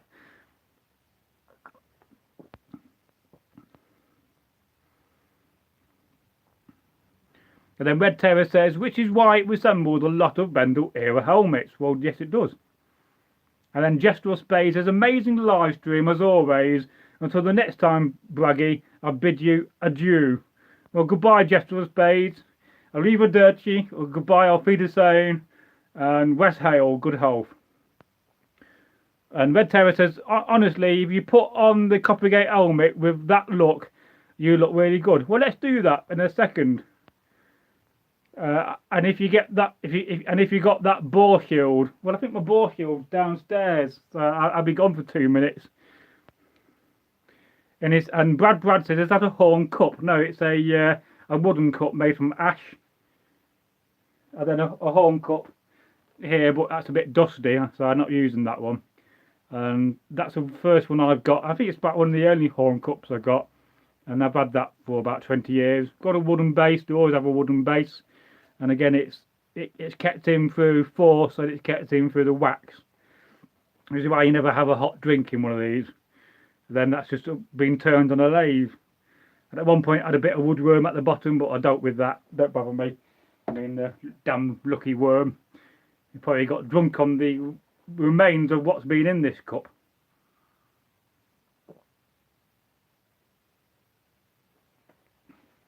So let's put on the Coppergate helmet and have a look at that in this kit.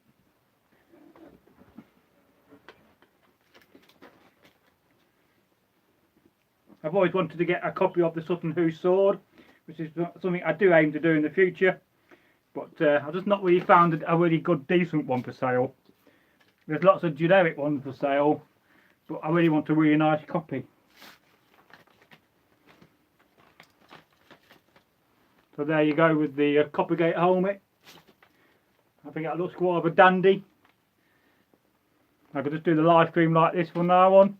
Although you do sound different, as I often say, when you're wearing a helmet with cheap plates, your voice sounds different. And I don't know whether I sound different on camera. I'd love to know that, but I can certainly sound a little bit more echoey, is how I describe it. Because that's a very nice bit of kit. And you know, this camera's probably not doing it justice, I'm afraid. Then you certainly want to tie up the cheap plates if you can, but I would prefer to have a buckle system rather than this system, because it's not the best system in the world. Most of the time you don't need to wear the cheap plates fastened up, simply because this is a very well fitted helmet. And I think I paid £1,000 from this from Turkey. I kind of made some things for him and gave him a load of cash. It probably needs a dust and a clean, but then I'm probably not giving it justice on camera. But yeah, and then I could grab this shield and this sword. You know, and that's the kind of noise you'd hear in battle. They'd be banging the flat edges of the blade to, you know, to rouse up the troops behind them and next to them, and shouting and screaming, "Ah, Viking! Ah!" And you know, and shouting like that, and insulting the Saxons over there. You know, your mother's a sheep. You know, stuff like that, and Mickle money, Saxon little money, Viking or mickle money. This is basically translates as Saxon small cock, Vikings big cock. That was very ingenious with the insults. But of course, I'm wearing a Saxon helmet, so I'm currently dressed as a Saxon. So, oh dear, what a pity. Oh, but I don't mind being a Saxon because I do like the Saxons equally much as I like the Vikings. And but it is funny, I was saying the other night how we tend to worship the Norse gods more than the Anglo-Saxon gods, and partly because that's been lost in history to a certain degree. Then it's probably a bit weird seeing a Saxon sat next to modern things. Oh look, there's a clock. They have them on the walls, you know. Because if we ever get big on the channel, I could have a longhouse built as a set, and they will do. Yeah. And this is a Danby blade, a very rare blade. This is from the 1980s, and one of the toughest blades you can get is the Danby blade. Although it's a bit rattly. Let's see if you can hear that on camera. So it needs a bit of work. It probably needs taking apart and putting back together again, to be fair, because it's just been whacked too much against enemies and shields and other swords, so they do get rattly after a time. And you could sort this out by knocking. You can get this section here. You could try to heat it up, or just get a big sledgehammer and try to knock it so it's tighten it up again, which I may do at some point. I need a bit of assistance, somebody holding the sword, and just get a big hammer and probably put a swage block on there or some kind of a anvil block or something like that, and then knock it down to tighten it back up again. But it's a bit difficult to drink your rum and coke while wearing one of these helmets because you practically can't do it. Because, you know, I get my end of my helmet wet. So, not very practical when it comes to drinking. You need a straw. And I think, well, you could make a straw in those days. You can go and get a piece of willow, or you can get a piece of alder and push out the pith, and then you can make a wooden straw. But whether they had straws, well, certainly they had blowing pipes, was blowing onto the fire, and we know about that. But yeah. And perhaps we'll demonstrate with a Viking helmet, just to have some kind of balance to this equation. When I find a hat. Come on, hat, there we go. Right, let's go more Viking for a minute. So you've got to put your hat on first, really, with this helmet. And then you want to make sure that the chin straps are out to a certain degree, or it's hanging down. Then I'm going to put this helmet on for you next. It's not the most easiest helmet to put on in the world.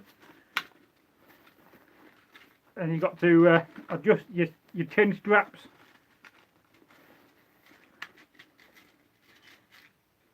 One of them's caught up, so you've got to get your hand up there somewhere.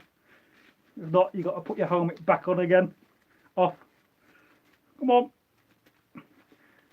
Really got it.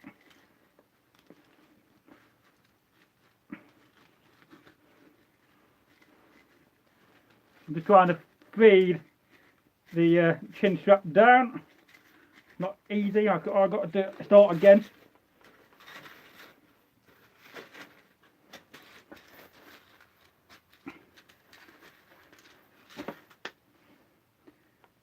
So hang on, we'll start again and try that again. It's probably not the right hat for this job, to be fair. Perhaps we'll have that at the back. We'll try that. Because you've got to have your hair adjusted. And of course this kit's very heavy, you know, it's not light. So I'm wearing a few pounds of clothing. But it does keep you fit.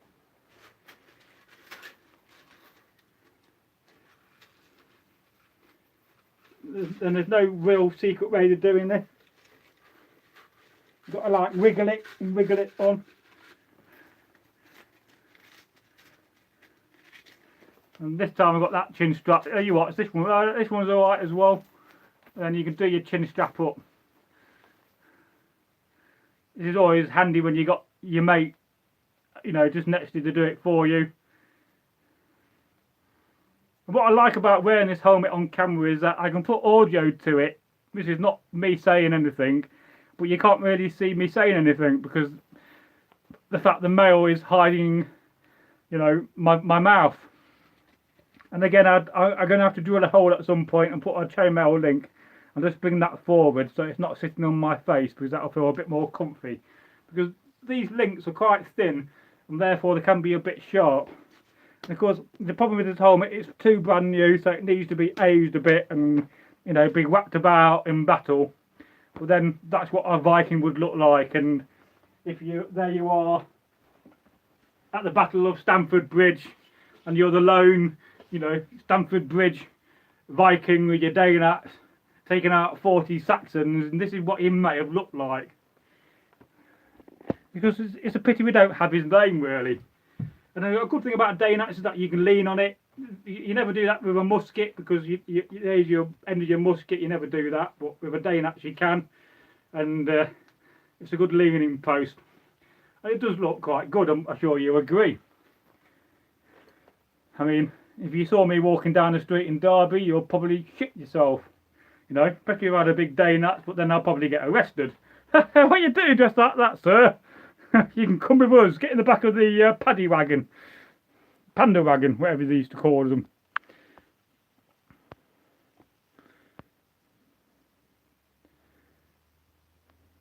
And then Chunky Monkey says, hail to the ale.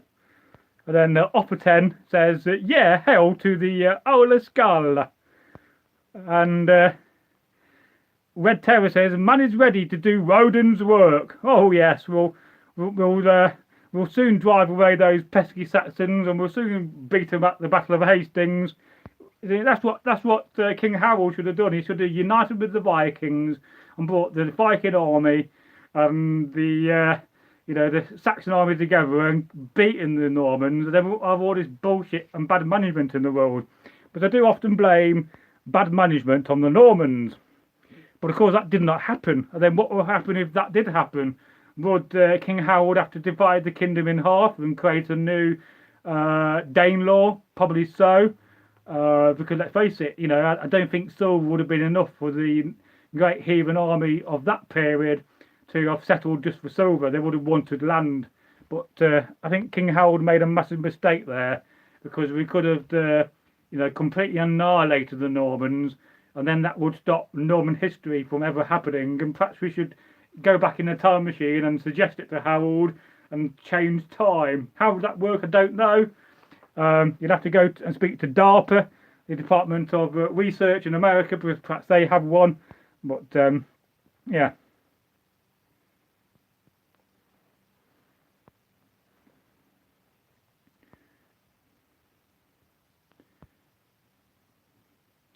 And then Sam Stapleton says, I'm back, but driving home. Oh, right, that's cool. Well, you just be careful on the roads and watch out for Bigfoot jumping in front of your car. And then Brad says, do you think the Vikings ever got to India? Well, certainly they got to Iran and Iraq. And it's not a massive stone throw from there. So possibly yes. If they could have sailed that way, then possibly yes. But until they find a Viking longship in India and Viking remains, it's hard to say really. But they certainly travelled a long distance. And then Red Terror says, man's got to sacrifice the Vikings and Alfred to Woden like a true Saxon. Oh yes, Alfred can have my Dane axe any day. Yeah, we could have two Alfreds then, in two halves. And then Brad says, can I ask, let me put this down, is that sword flexible? Well, not in the sense that you can bend it, no. There's no bending that. I mean, I'm quite strong and I can't bend it. And some people do say that your swords do bend a bit in battle, but this has just been very superbly heat treated.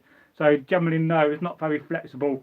And it's got quite a small grip, so it does catch, the pommel catches on your hand, and it's a little bit top heavy in my liking. It's me, I'm just not as strong as I used to be. So therefore, as I take my helmet off, I've got to undo my chin strap first. So, oh, come off, oh, no, I've got it stuck in my head. I don't think going to work like this would impress my boss. Andy, what you come dressed as a Viking for? But that would be funny. So no, I mean, some of the less quality swords will have more flex because the iron is not so good. But a really good, decent sword should have hardly no movement at all. And unfortunately, I don't have any more swords of the period at hand because they're all in my chest, and I can't get in my chest because I lost my blooming Viking key. Oh, God knows where it is. I treated myself today, and I bought a new pair of slippers from Primark. They was £10. They just about fit me. I wonder how long they'll last. They'll probably last 6 months, and they'll be falling to bits again. But I thought I worked hard in the last few weeks, and I'm off this week, paid. Not on holiday, I'm just off. So I'm going to take this cloak off because I'll tell you what, I'm getting rather warm in this cloak. But I'm going to have a drink first because I'm thirsty. And I don't want my voice to go, no, no, no, no, no, no, no. Ah, lovely jubbly. You know what lovely jubbly means? It means good. Can you imagine Doughboy being a Viking? Oh God, he would have made a good trader. Ah, there we go, taking my cloak off because I'm getting too warm. And I don't have the heating on my house, so it's probably only going to be, let's have a look, it's 14 point, you'll see that, it's 14.6. So it's quite cold, but yeah, lovely and warm. You probably won't see that on camera. Of course, I would normally have an axe as well, but I can't get any axes out because I locked in my bloody Viking long chest. God blimey, I've put the key down somewhere. I'm terrible at putting things down, and I can't find them then. It will turn up when I don't need it. It's always the way with things you can't find, and then if you're not looking for it, you find the damn thing. I mean, you do want to find it, you can't find the damn thing. So, yes. So, I think what I'm going to do, I'm going to sit down for a little bit. So, hang on a minute, I've got to adjust the camera for this. I don't know whether you should adjust cameras on live streams. There's a Hail Thor, you can see my Thor's hammer, Hail Thor. Just give him a shout out, just in case, you know, he's looking. I don't know, do they have YouTube in Valhalla? Makes you think. Ah. See if we can get that a bit closer. We'll adjust that a little bit. There we go. So I'm not going nowhere. I'm just sitting down to rest my little legs. Well, I've got quite long legs because I'm 6 foot tall. This is average, taller than the average Viking. I think the average Viking, they say, was about 5'8" to 5'10". So a 5'10" would be quite tall back in those days. So yeah, we got taller as we progressed. Now reach out, read some more of your comments. Oh, yeah, I've got a bit of a cough at the moment. It's just bloody cold weather. So Sam Stapleton says, those Christian dogs is a battle cry I like. Yeah, damn those Christian dogs. And the mothers. And Brad says, or maybe they went down your oldie McDonald's to get astray. Well, yes, well, there is that funny story from September. I went to see my girlfriend who lives in Tamworth, and she said, come along and bring your Viking kit. So I'm not knowing what I was doing. I thought she'd be getting in kit as well, but she didn't want to. And then she made me go into McDonald's and order a burger whilst dressed as a Viking. So somewhere on her video, hopefully she still got it, there's this weird video of me dressed as a Viking going to McDonald's, and I literally was wearing all this kit. I didn't carry any weapons because you can't really carry weapons in public without letting the police know. So I went in, and then, you know, McDonald's was completely packed with all these people, and everybody like looked at the door, see this Viking like burst in, and I went up and basically said, I want a cheeseburger. The little guy is about 17 with a spotty face said, yes, sorry, you can have a cheeseburger. And you know, and I went up to the Happy Meal menu and I said, Happy Meals, therefore Anglo-Saxons. You put a voice on, and then I went back and I started sliding around McDonald's on my studded shoes you saw earlier, and so my shoes are awfully slippery in this place. And then I said, McDonald's! What sort of a name is McDonald's? Not very Viking, is it? And then he gave me the little cheeseburger, and I said, I'm coming back in half an hour with 30 Vikings, so get ready. And the little guy who was serving said, oh, please don't come back and invade us.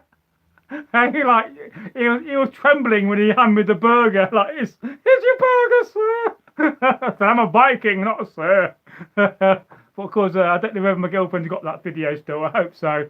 It would be quite funny to publish it on the channel, and you lot can have a laugh at me going to McDonald's dressed as a Viking. And then I came up with a clever idea. I thought to myself, I got home that night and I googled it. How many McDonald's are there in the UK? And there's 1,300 McDonald's. So I thought, well, that's 1,299 McDonald's to go. I could dress as a Viking and enter every one. And you know, well, yeah, I should have said, you can call me Lord. So you know, perhaps I should do a series of over 1,300 videos and see how long it takes McDonald's to have me on the back of the board saying this man is banned from McDonald's, for he dresses as a Viking and he upsets and annoys our staff. With the fact we live in the age of wokeism, you know, they wouldn't know what to do with you, would they? I mean, there's only two pronouns for Viking. That's Viking and Vikingar. Oh, I've had a super chat of £1 and 1 penny. We'll try to catch that in a minute. Thank you very much for that super chat. It does help. And any money we do make in the videos and the live streams will go towards the channel, and we'll spend it on more wonderful Viking things. So Offerten says, I found the Viking children's book I had. Well, what's the title of that book, Offerten? And let me know. And then Offerten says, a saga about Ragnhild the Longfoot. She was known to be fond of men and often swam across the fjord to meet young and old men at night. After her death at the funeral, they had to beat her pussy to death. That's a funny story. I don't think you'll get away with that in the modern age. That'd be pussy abuse. Anyway, moving on from that rather quickly. Oh dear. Sam Stapleton says, if they made it to America, I bet they made it there. Oh yeah, well they did make it to Finland under Leif Erikson the Red. So yes. And then Red Tail Production says, how do you think the Viking Age would be like if the Anglo-Saxons remained pagan and faced Vikings raids anyway? Well, I think we'd have a much different world if we stayed pagan and not became Christian. I mean, we'll be telling it as it is and we'll have all this bullshit in the world, and politics would be different and the world would be different, and certainly the West would be different. And then Matthew Watson has sent a £1 donation. So thank you very much for that. That's the way you can support the channel, through super chats and super donations. You'll see a link on all the videos.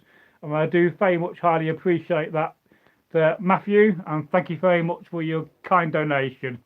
And like I said, all donations will go into a account, and when we've got enough money, we will buy some more weapons and buy some more kit and talk about it on camera. So, and then Brad says, that's the trouble with weapons swords, they made them too thick and heavy. Well, yes, they can do. I mean, you got to buy the sword which is suitable for yourself. And certainly, you know, you can get swords, and I got swords which are much lighter and you can flick around a lot better than a heavy sword. But I'm probably not as muscular as I used to be. And then Sam Stapleton says, can't wait to see that video. I bet it's hilarious. Yes, I don't think my girlfriend was the best, person when it comes to filmography, even though she's got some experience. But then she was sat next to a guy who started live streaming it on Instagram, I think. So hopefully one day we will see that video. If not, I'm going to have to recreate it again and go into another McDonald's dressed as a Viking. But it was very funny. And then Brad says, at least pagans on no woke. Well, yes, I don't think pagans are woke at all. And we need to destroy and get rid of wokeism, because it's just ruining society when a woman can't go and describe herself as breastfeeding, and a man can't describe himself as being a man. And then Matthew Watson says, keep smashing it. Well, we sure will do on the channel. We've got a lot of content planned, and we're going to keep battling on and making this great content. And, you know, sooner or later down the line, we'll have 2,000 videos and 3,000 videos. And there's a lot of things we want to talk about and cover in the future. And the more we do it, the better we're going to get at the content. And we'll have guests, and we'll go to places. And at some point, I want to start doing a bit of metal detecting videos on the channel, if I ever get a metal detector, because I quite fancy doing a bit of that. And I got some exclusive rights to some Anglo-Saxon land as well, so that'll be quite interesting to see if we find anything Anglo-Saxonish. And yeah, there's lots of things we want to do on the channel. And you know, if my girlfriend gets better, maybe we'll do some more things. You're not too well at the moment, so please send your good wishes of good health for my girlfriend. She's a wonderful lass, and I don't want to talk too much about her because I'll get in trouble, and you don't want to get in trouble with your girlfriend. But yes, and we will keep smashing it. We certainly will. And you know, it's just an amazing journey to be on, and I just love doing what I'm doing. Yeah. I just hope you don't like the different variety of content we're doing, from the funny fail video commentaries to the beer reviews, because I'm thinking to myself the other day, I'm having 3 or 4 pints of bitter a week and trying different beers. I thought, well, I may as well record it for you guys across the world, because let's face it, you know, all men like beer. Well, you should do, you know. If you don't, well, we'll also review spirits in the future, and different whiskies and different rums as well.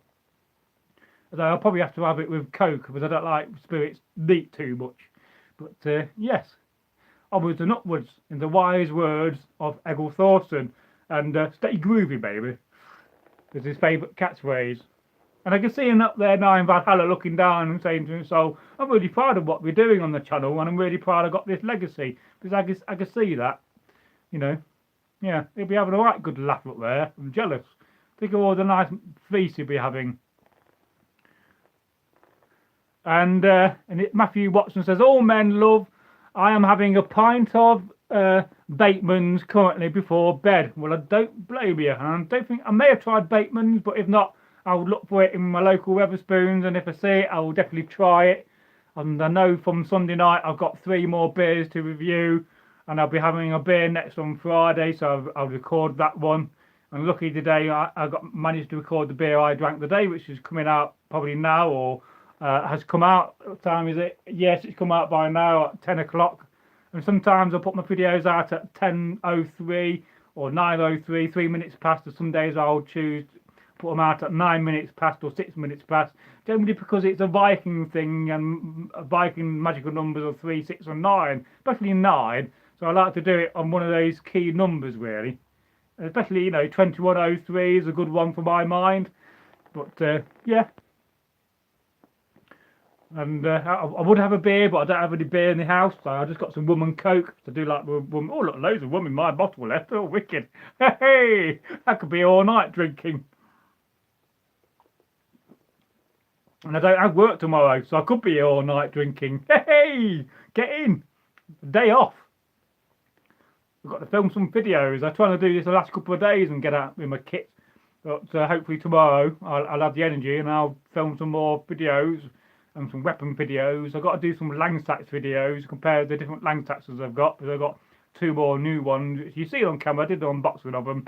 A Merovingian Langsax and a Carolingian Langsax. They're slightly different to a Saxon and a Viking Langsax. So they're now going to talk about the fact of compare a standard Langsax to a Breton Langsax, and then compare those two to these Carolingian and Merovingian Langsaxes, and both of them are fascinating cultures, but of course both revolved around France at the time, especially the Merovingian culture.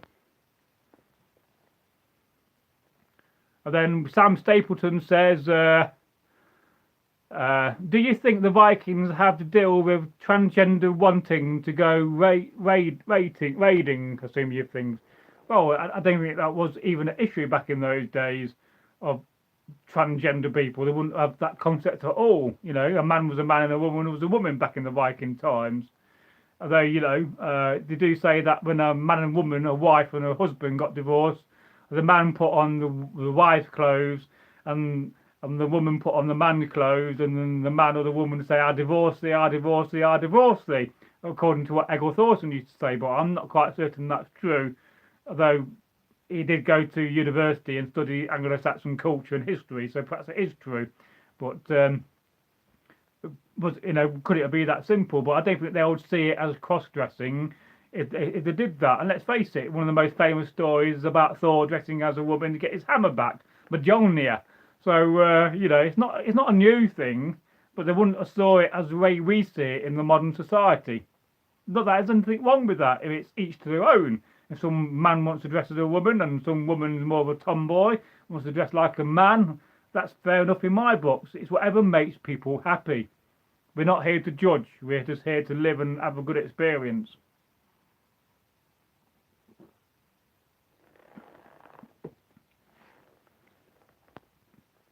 And I like the sound of leather as well. You can hear it creaking. I can. You probably can't hear it creaking. But and then we have a comment here from Onice Lewis. I don't think I've seen you on the channel before in the live stream, so hello and a warm welcome to Northworthy Sagas and Stories. And he says 1820s. So I'm not sure what you're referring to there. It's an excellent period of history.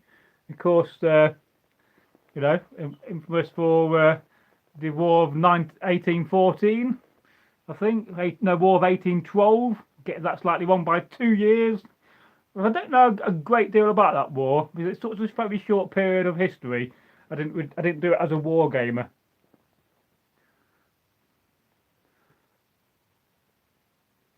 And then Sam Stapleton says he would be very proud of you and keeping his memory. Well, yes, he would be. And I know during the past when we filmed, I did talk about that morbid subject of what will happen if you passed away, Egil, or his real name was Simon, or Si to his friends.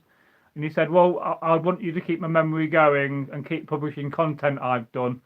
And so that's very important for us on the channel, and for me especially. So that's why on the 9th of every month, and we've got one coming up soon, and perhaps if I get round to it, I'll create a poll about what video to publish and give you the choice to what I'm going to edit. Because there's at least, I think I'll say there's probably about 8 to 10 years worth of videos I've not published from Egil, and they're mostly historical videos and story-based videos. So, it'll keep his memory going for at least that period of time. And then after 10 years, we'll have to think about some clever way of keeping his memory going. And of course, that's a long period on YouTube to be filming content. And by we get to that stage, if the world is still here, which I hope it will be, we'll be 16 years old, and that, and God knows where, or the gods only know where YouTube will be in 16 years' time, let alone where I will be. But I'll be nearly 60 by then. I will be. I'm still looking young. Hey. Well, I was thinking about this the other day with my girlfriend. Like I said, not got good health at the moment, and I met many people and friends that have not got good health, and I generally do have good health. I occasionally get a cold, and that'll be it. I do have a bad back now and again because I got hit by a big lorry many years ago. Not physically, just I was driving a van, so that can play up now and again. My back, I have to be careful, especially with a wearing mail. I've got to build myself up to that because I do suffer the next few days after I wore mail for a few hours. Although it's amazing how your body adjusts to chainmail, in the fact that it's not like carrying something heavy on your body, it's just like carrying extra fat. Then I have clubbed toes, so my toes are slightly clubbed, and I can suffer if I walk a good distance with my feet the next day or the next few days and get a lot of pain and discomfort, and it affects my ankles. But apart from that, I'm in very good health. And I think one of the key reasons for that is because A, I don't take life too seriously, and I think I said this earlier. And B, I laugh a lot. As you can see in the live streams, I do laugh a lot. And I think that's one of the secrets to longevity, is laughing. But also, eating well to a certain degree and taking vitamins and doing everything you can by keeping fit to keep yourself going for as long as often. But then Matthew Watson says, I recently moved to Grimsby and I'm fascinated by the Viking history here. Do you have any information on Grimsby in those times? I believe it was founded by Vikings. Well, not by knowledge, no. I know a lot of the places around there have Viking names, and of course there's a Viking dialect still used around Grimsby and that area of the world in the UK. But if I get my act together, I could probably make you a video about the Viking history of Grimsby, because I do find, place names to be fascinating, and no doubt Grim was a Viking, and B basically means, or by basically means, a settlement or some sort of a settlement, I believe, I forget. So Grim's settlement or Grim's farmstead is the translation, I would probably say, and it's definitely Norse. There's lots of Norse names around there, have Thor in the name, and probably a few with Rodin and other names like that associated with Viking warriors. So it's a lovely part of the world, and I often thought about moving away from Derby. I thought, well, if I do move away from Derby, because I think some days I think, living in my dad's old house, and do I want to live with those memories for the rest of my life? I don't know. I'm not sure about that. And I could probably buy somewhere, because I'm in that aspect, I'm more okay long term. It's just short term I'm suffering financially. So I thought to myself, well, I could probably sell up and go and live somewhere up north in that area of the world. I mean, I quite fancy Bridlington, and only because there's lots of paranormal goings on, from UFOs to Bigfoot sightings to ghost sightings, and of course the infamous case of the Flixton werewolf. And there is a very good channel. If you type in the Flixton werewolf, it will take you to a channel. I can't quite remember his name. Sinclair, I think is his last name. And he has a very good paranormal channel, and I quite enjoyed watching his channel over the years when I do get on YouTube. I think it may be called, it may be Dave Sinclair, but I forget now. If anybody watches him on this live stream, let me know. But yeah, there's a lot of history, and it's just covering, place names is a fascinating subject, and something we could do in the shorts format.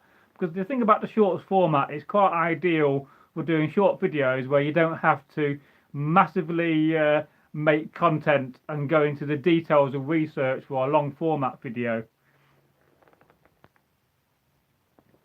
Yes, at some point I was going to get my box and unbox things in it. Let's have a look. A quick look. What have I got in my box today? Oh, I got one Viking knife in here. Look, this is a Viking knife.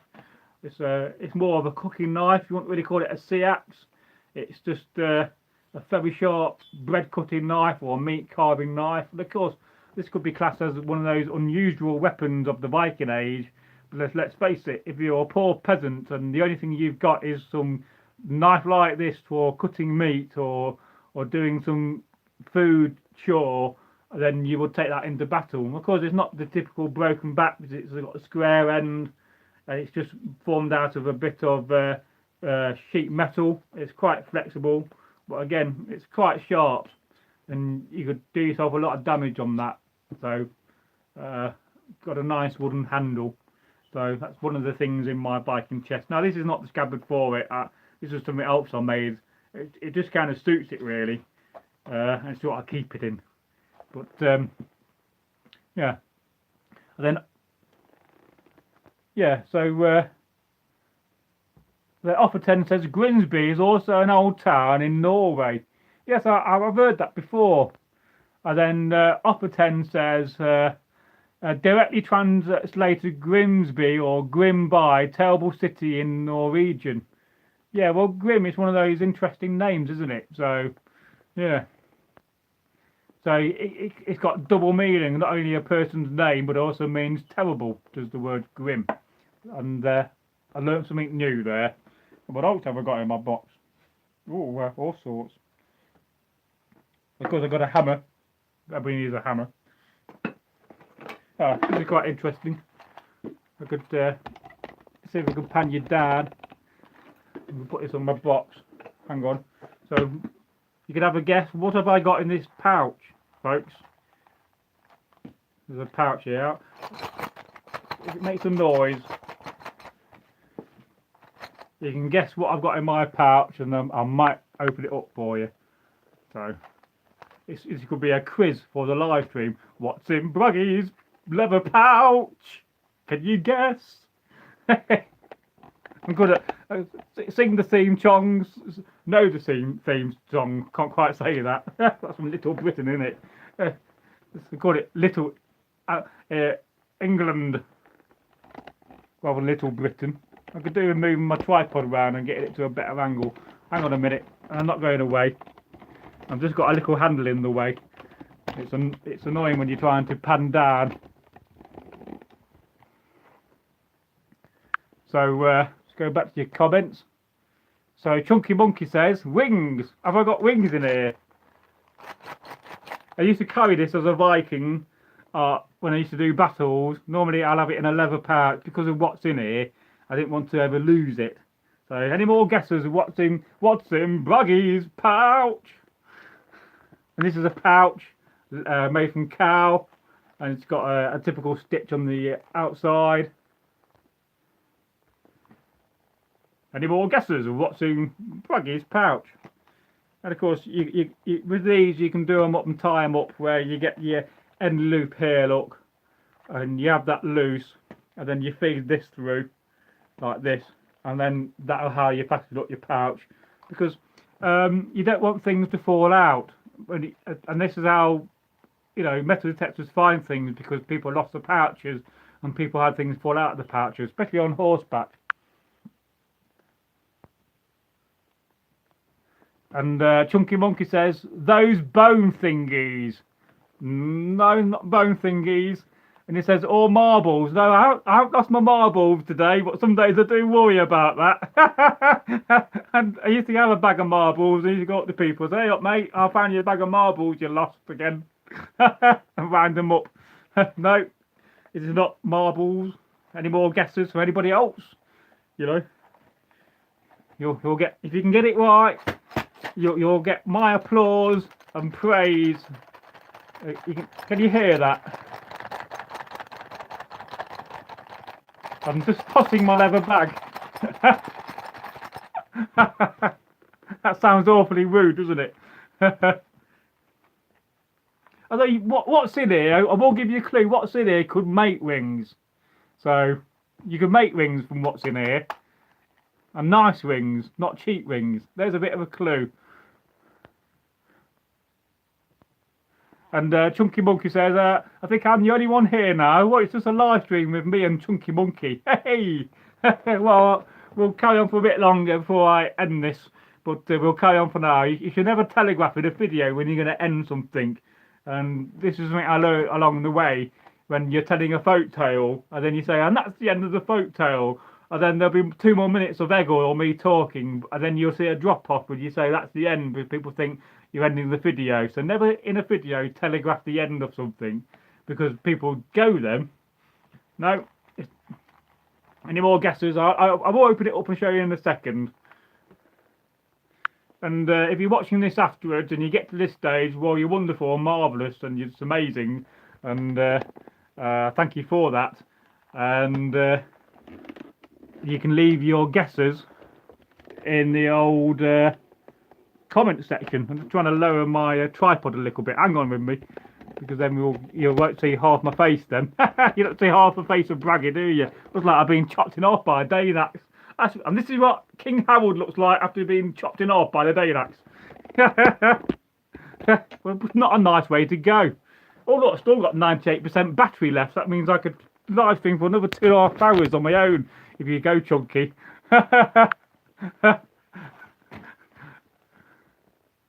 Although I'll probably, you know, after this watch a bit of TV and wind down for a bit, and I got some jobs to do.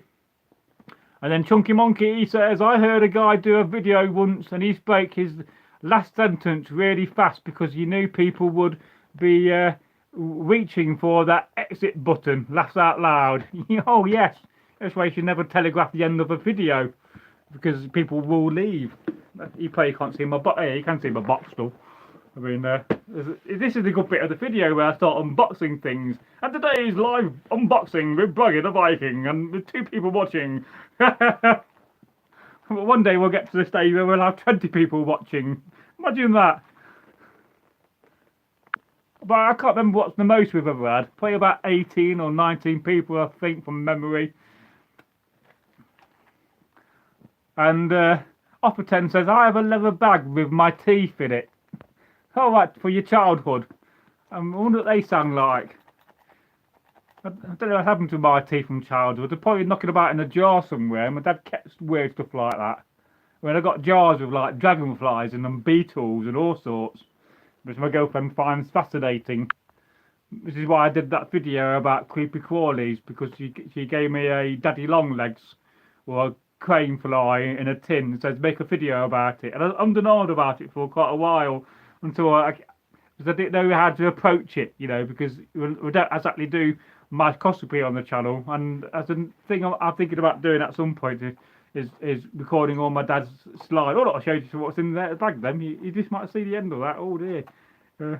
But I'll stop tormenting you. I'll open it up. So, right, this is what's in this bag. It's silver, and these are silver ingots. Because I was very posh as a Viking, I used to go around with silver ingots rather than pewter, which most people have. And then some of these have been worked on for rings, and you can't work these cold. You got to work them hot. And there's a Thor's hammer being cast in silver, and it needs tidying up. And there's a bracelet forming out of silver, which I've never really finished off. Oh, and there is a random pair of tweezers. That was my first tweezers ever made as a Viking about 23 years ago. And a random Anglo-Saxon brooch. And a part of a toilet set I was making out of silver. So that's what's in this bag. And there's about 30-40 ounces of silver here. So you're probably talking, oh, it's £15 an ounce now. So you're probably talking about £600 worth of silver. I mean, back in the day when I was buying it for like £2 an ounce. And this is lovely, but now it's quite expensive. There's a kind of another Thor's hammer, which is more of the rectum one, and that would work if I tidied it up and cut around it with some shears and worked it into a necklace, which I might do one day. And I might do that on camera. Then you can see, you know, silver always got a slight shine to it. You probably don't see it on camera, but yeah, that's a bag of silver, that is. I thought to myself that was quite posh, walking around holding a bag of silver ingots. And then there's other things in here. I got like a modern knife. That's just Swedish. Don't know. No, this is a frost knife made in Sweden. It's a wood carving knife, craft knife. Of course, I've got a hammer. Then you've seen that already. This is a kind of an Anglo-Saxon or Viking cooking knife, ideal for bread. But then another sea axe I made years ago, which has been glued in, but I never did the brass ends like these, and I don't think I'll ever get that out. And it's quite sharp, and I need to really chop this end off really because it's a bit pointy. But and that's another sea axe of the broken back style. And then I got some woolen thread on a bit of wood. Let's just check the wood, make sure no woodworm. No, we're doing all right. Then I think that's yeah. I'm going to wax this thread up at some point with some wax. That's the reason why it's on there, and it's quite a nice quality blue. And then oh, I got another sea axe. This is another sharp one. I'd probably own about 20 sea axes, to be fair. And again, it's got a long pointy handle. Of course, that could be used as a weapon equally as much as the knife end. So you could, you know, stick that in somebody, or you could stick that in somebody. Both are very effective, and probably be used more by a woman than a man. And of course, if it's hanging off your belt, it's a little bit awkward with the handle to be the way it is at the antler. So we've got a more of a modern knife. I've got a few modern knives. It's just a box full of weapons. Well, what's in this pouch? I'll have to look in this one next. We'll do that last. A hole punch. I've got a few of them. I don't know why. I've got like a dozen of these hole punches. I just buy them at car boots for £1, and then some of them are better than others. And some days I do use them on my Viking kit. I want a very clean hole. rather than using an actual leather punch, which I don't always have. I've got a Scottish knife. That's quite a nice one, because that knife and that knife were given to me by NorthworthySagas. If you've been on the channel for a long time, you may remember him. He passed away during the pandemic. Then I've got a wooden handle. I'd turned at some point. Is that focuses? It's not bad. It's a bit rustic, but it'll do the job for something. I've got a Viking bracelet with a modern label. More wool. You always need wool as a Viking. A very thin bit of copper. God knows why I got that. I got a bit of that. A bronze spoon. It's got a wolf's head. That's the mount for the spoon. And of course it's got the pointy bit for pointing and eating your food with it. So it's got dual purpose. You can eat your Viking soup or stew. And then if you've got some meat, you can point, you know, it's like a meat pointer. You can put that in your mouth, and this end. And of course that came from NorthworthySagas as well. That's another gift he gave me. See if it focuses on camera. You can just see the wolf head. That's quite nice. Now, another knife, because you can never have enough knives, and it needs polishing. And it's made by Cindy's Vixen. But then Sam Stapleton says, have you ever heard of Vikings having pets? Well, not in the same sense we had. Certainly, it is quite common to find a dead cat in an Anglo-Saxon grave of a child or a woman. But they didn't see it as pets in the same sense. And certainly Vikings had dogs. But again, they'll be working dogs more than anything else. But certainly they had pets. And then this is another sea axe, which I think needs a bit of work. I got this off a guy from Facebook last year, but it's just not got the point. It's too curved, this section here, so it just wants grinding away with a more of a flat grind at some point. And then it's got not a bad little scabbard, or this is a sheath, not a scabbard. Yeah, sheaths are flexible, scabbards are solid. And then again, it's got a little antler handle. And another sea axe, because you never have enough. This is a bit longer and quite flexible. It bends a little bit. Got a brass mounting here, and antler handle, and a nice end piece. Whether that's a part of the sea axe or whether that's just a big rivet at the end to keep it together, I don't know. But I never took it apart. And that's quite long, and used to be very rusty, but I cleaned it up. And again, that's more for eating your dinner with. But again, that's the typical size of a sea axe, I would say. And if I could compare it to mine I'm carrying here, you can see the difference in the style and the blade. That's for combat, and that's a short one. We've got a broken spoon made from horn. At some point I'm going to grind that off and make a wooden handle for it to reuse it again, because the Vikings were very well known for reusing things. If you've got your favourite cup and it broke, you'll probably rivet it back together. So there's that. Of course, I got $2 United States from the Civil War for some reason in there. No idea why. I've got another knife, which used to be an old cutlery knife. I used to take that in my Civil War days. It's got a nice silver mount. It's 19th century, but again, it's got the broken back type of style, but it's just too modern for the Viking period.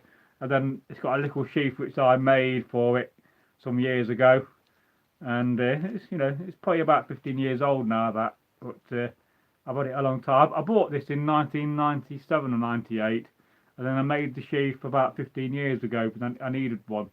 And it's just got a basic mechanism for tying it together at the top. So it's not got the best system, but that's all I really wanted, was something I could put in my bread bag or a haversack, and then I could use it for carving and doing all kind of jobs, and I could sling it from a boat if need be.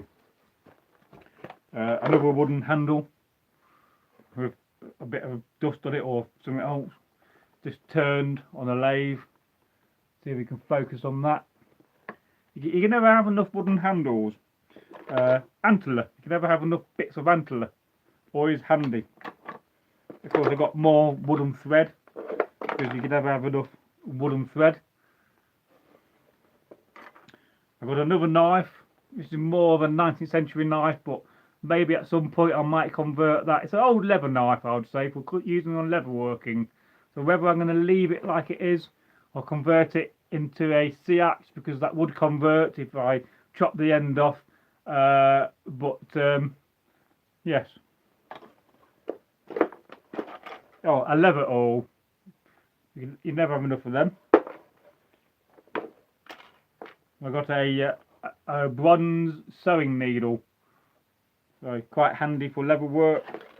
I've got a wooden spoon, and it's got a little bit at the end so you can hang it from your cup, or your bowl. So if you've got a tall enough bowl, you could do that, and that's quite handy. So that's what that is. Be careful not to knock all these things over. Oh look, one of my parts of my sea boot I need to sew back on, so I've been looking for that. I've got a Allen key for some reason there, don't know why. I reckon that's 2.5mm. It could be 1/8 of an inch. A broken brooch, but it's got no pin on the back. They normally come in pairs. Another wooden spoon I've kind of started working on. I've just got to finish the bowl off at some point. I've got a bit of an end coming for a face. I've got a unfinished part of a toilet set made from copper. If you're doing toilet set out of copper, you've got to heat it up. A bone spoon. You can never have enough bone spoons in your life. And this is a horn one, more than bone, to be fair. And another bit of antler, which I've got to put onto a knife at some point. Then I just got some colt it or styly wrist clasps. I've got a few of them in here. And that's what's in Bragi's chest. And I hope you found that interesting as I put it all back. So bear with me. I could do this while looking at the camera. Put the stuff back in Bragi's box. Sounds awfully rude, doesn't it? I'm still putting my box, thank you. Oh dear Lord. Oh, by the gods, my Odin's beard. Oh no, you just missed me unboxing stuff. Oh, I could talk about it as I put it all back again. There's a C-axe, you can see that, and another one. Look, compare these two. I mean, I've had these for about 24 years, both of these. So that one I made and that one I was given. So it's very similar in style. And actually this one is just made out of stainless steel, and I just guillotined it on a guillotine. So, and that one doesn't have a brass end, it should do, but I never made one. So I can't really do much about that because it's just well fastened in. Maybe I could board it up and dissolve the glue, but I don't really want to. And then I often think about, well, on a C-axe, on a handle, do you need a pointy handle? Is that really practical? Would it be better being sawn off? But you think about a woman is, in a long house, and some Saxons are invading the Viking village, or the Vikings are invading a Saxon village. It's a daft man that goes up against a woman protecting the children, because she will fight to the death. And if you're not going to get you that end, she'll certainly get you that end. And having one of them through the eye, I'd imagine is not a very nice and pleasant journey. It will probably kill you. So a stupid way to die as a Viking, being stabbed by the antler end of a C-axe. And of course, just a typical modern bracelet, but that's a kind of a Viking style you can get away with. And I don't know if you've seen that. So just an old, it's another, you won't call it a C-axe or anything, it's just an old cooking knife. It's got some shit coming off it. And that was from NorthworthySagas as well. One of the old subscribers and friends gave that to me. And it's razor sharp, that is. I mean, you could do some serious harm. And it's one of those most unusual weapons of the Viking Age. Definitely a peasant's weapon. Somebody that can't afford a C-axe. Certainly a Carr would have one of these rather than a Huskar or somebody of a higher rank. But if you can't afford one of these, you might have one of these lying about. And let's face it, if you've got no choice over the weapons you're using, and then you're going to use that in battle. Although it's quite flexible, I don't affect it too much. It'll be terrible if it broke on camera. But yes, unusual weapon of the Viking age and the Saxon age. And you've got to think about the Saxons and the Vikings were cooking all the time, so that you didn't always want to cook and carve some meat or some bread with something like this. So you would have something like this about, and it's just very simply made.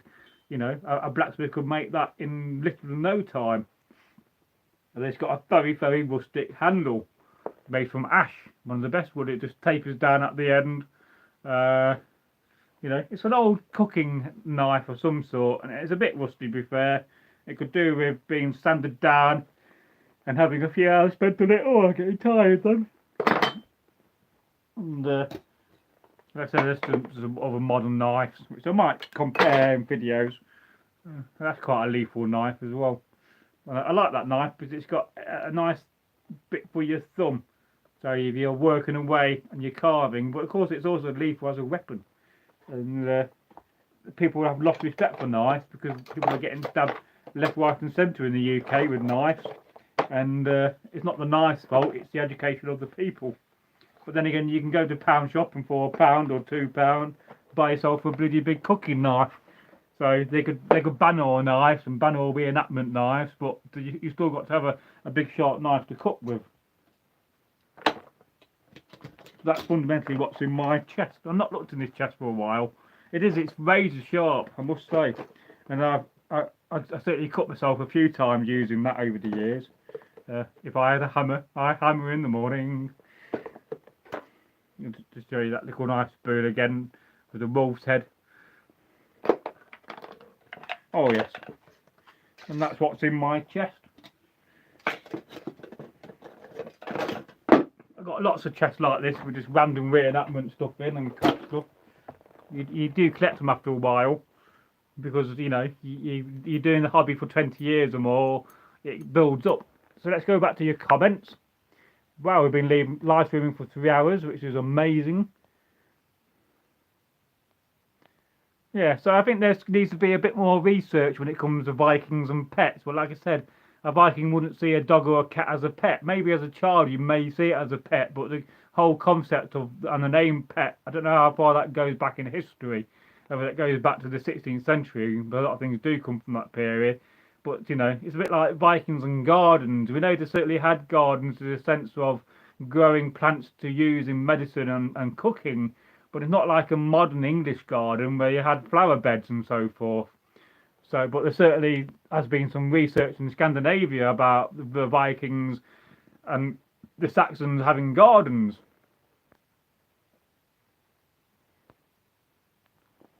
I do have some runes nearby, but I can never remember all the names of them. It's something I need to refresh my memory with and relearn the runes again. And then at some point I think I'll do that whole runic series like Eggle did, but from my point of view, because I think that'll be quite interesting to see my perspective from the Viking runes. But I don't really use runes in my life. I see them every day, and I certainly would use like certain ones like Thorn and Rad for you know, for various purposes. But I don't like cast runes every day to find out my future. I don't need to, you know. But it's something I'll try to get into a bit more in the future. And then Offer10 says yes, and Sam Stapleton says runes. And then Jester of Spades says, oh, I am back. Well, great to see you back. I did see you back a few minutes ago, but I'm just catching up with these comments. And he says, Jester of Spades says, wow. That was probably to the short knives from the sea axes I was showing, because, you know, there's a few in that little box. And the Jester of Spades says, that looks sharp. It sure is sharp. Yep, it's always in Croydon. And Jester of Spades says, ooh. And Chunky Monkey says, welcome back, Jester. Oh, yes. And Jester of Spades says, cheers. Cheers indeed. Oh, yes. Well, I'll have a drink. Cheers.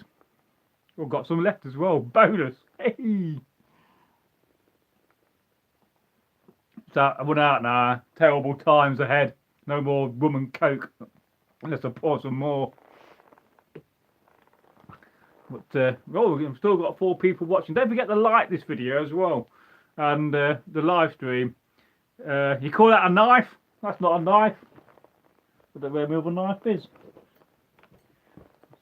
It's over there. Damn. I started watching that new Crocodile Dundee movie the other day. It was on Freevee on Amazon Prime.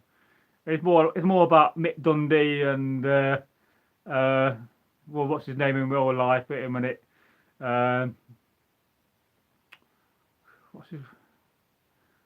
It'll come back to me in a minute when I'm not thinking about it. It was all about him in real life, and he gets into kind of mischief and trouble.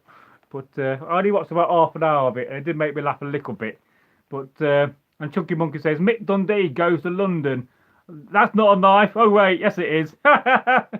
Yeah, Mick Dundee goes to London and gets stabbed by some chav.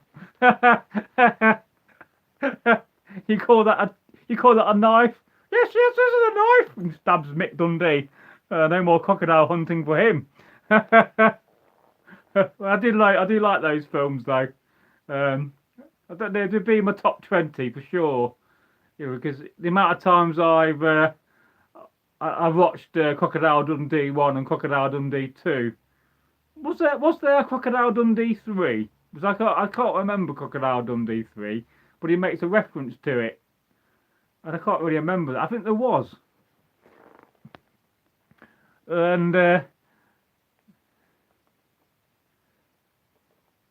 Jester of Spade says, is it true cola was invented by a Confederate doctor? I'm not totally sure on that. I know it was made by mistake. I think, you know, Coca-Cola are one of the reasons why Santa Claus wears red, because they rebranded him in the 1920s to wear red to suit their logo, which has a red theme to it. But before that, if you go back to the Victorian period and the early 20th century, you'll see Christmas cards and so forth with Santa wearing green.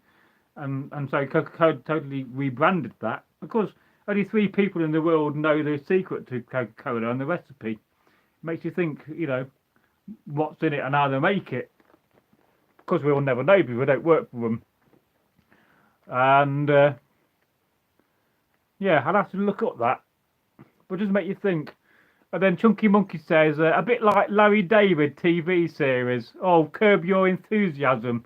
I've not seen. Has there been any new series? I think I've seen up to series 6, and it's very funny how Larry David gets in all these funny situations, and I enjoyed it. I won't mind seeing it again because it did make me laugh. But I do like to have a laugh and go back to some of these really good comedy programs like that.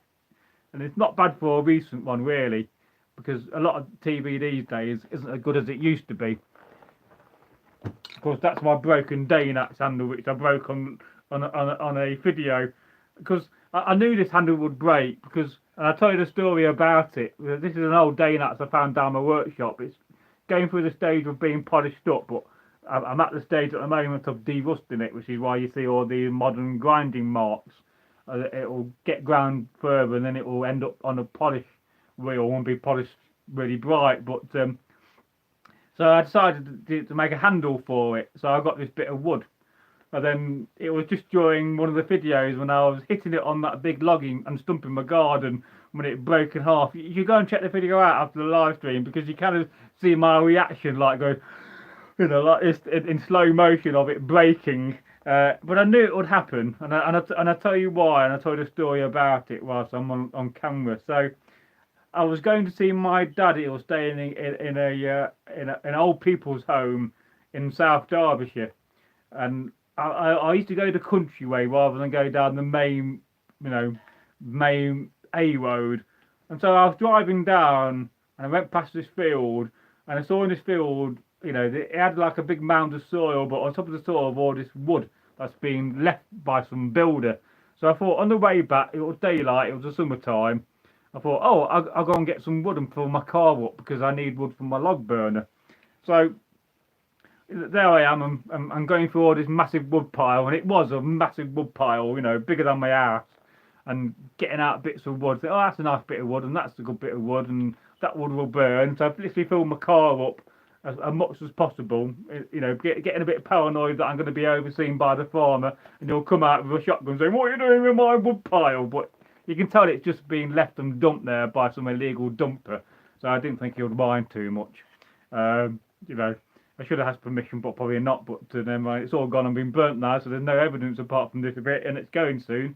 And so this bit of wood, it had nails shoved through it at some point, and so I knew it was weak. And when you shove a nail through a bit of wood, it cracks the wood along the wooden. And this was a square post. This was. So I decided one night when I was, you know, a bit bored, I thought, oh, I'll make a handle for this Dane axe, and then we can test it on camera. And I was kind of hoping it would break on camera, and it did. It's only because it was weak and it had nails shoved through it. Instead of drilling it like a professional and not weakening the wood, you know, it was just a part of a roof timber of some building. So, you know, they just whacked some nails in it. So it had 2 or 3 nail holes that were filled up with a bit of filler. So I knew it was weak, and then it kind of went on camera and broke. It made me laugh. But you see my reaction, because I kind of wasn't expecting it to happen. So this is why I've got a broken Dane axe handle. And it does make you think, you know, if it's a little bit further down, you could probably get away with using it one-handed, because it's not too heavy to use, but it's just a bit too high up in the break. If it was like about here, then that would be quite ideal. And of course, I've got quite a few Dane axes. I think I own about a dozen Dane axes. God knows why. There's the end. And yeah, and this was made by a guy called Tony Watkins, who used to make and knock out a lot of stuff. So it's only made out of a mild steel, and this would have been laser cut out in one segment all the way along. So, and then he would have knocked it over with some heat, and then used to just rolled it together, and then you might just see it there. Look, the rolled. I think it's on that side. Let's have a look. Yeah, because if you look on this side, you can see how it's a bit smoother. But when you look on this side, you can just kind of see this segment shining a bit more, and that's the high quality rolled from the stick molding he did. He didn't grind it down enough to hide that fact. So that's this segment at the end. But yeah, that's the funny story of my breaking Dane axe on camera. You know, it made me laugh. Oh look, a bit more comes off. But yeah, but if it was a bit longer, you could have saved it and had a single-handed Dane axe. So I'll probably save it like this for a while and do some videos with it, talking about, you know, what would you do with a broken Dane axe. But and then at some point, I'll try to find a nice bit of ash, or go in a wood and chop down a bit of hazel or something to put it on. But yeah, oh, there's my. You call that a knife? That's what you call a knife. I think that's bigger than Crocodile Dundee's, isn't it? That's more like a machete, though, really. You think about it. I mean, that is very sharp as well. Although it does need filing down with a whetstone, because it's got you know, whoever's gonna grind on that, and it's been it's been done on a proper grinding wheel rather than done with a angle iron. They left a bit of a burr when they finished off this side, and the burrs come over onto this side here, so I can feel it with my nail. I don't have nails really, because my fingers are quite short, but I can feel that. Yeah, but it's different, and of course I got to unbox this still, so it's an exclusive look for you guys to see this knife on the camera before I unbox it. But then again, you're going to know at some point when I do an unboxing video from Celtic Web Merchant that one of the items you're going to see, you're going to see what it is. And of course the other 2 items are still wrapped up in the wrappings and in the box, so I've not unboxed them yet on camera. Yeah, so you got any questions for me? Let's go back and check your comments, because it's very important we read your comments. That's partly what we do on this channel. And look, I think my camera's stuttering a bit with the it's getting a bit fuzzy. Or is it me? It's getting a bit liney, isn't it? What's going on there? Let's just adjust it a little bit. There we go. It's probably because it's getting late at night and it's getting a bit dark. I could shine my lamp down on me a bit better. I will have to remember to put one of my filming lights in here, so I got more light. I want to go to your comments. Bragi wants to read your comments.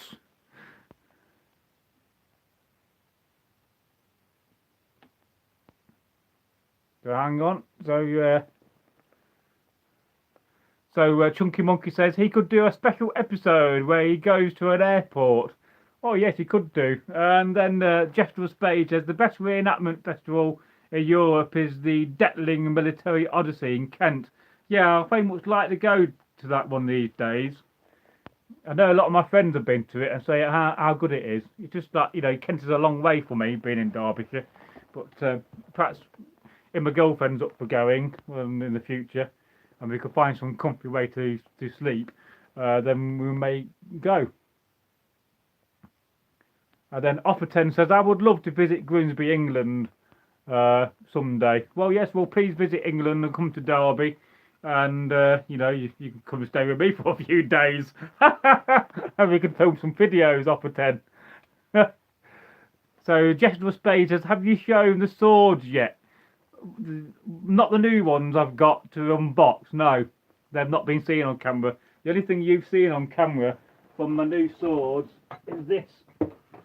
One of the scabbards. That's the only thing you've seen. I don't want to give it away too much of what it is. But if you know, because it's still got this wrapping on, so I've not unwrapped that yet, or this end. It's you know, it's interesting. Yeah. So, getting tired there I was. I'm a very creative yawner. I go,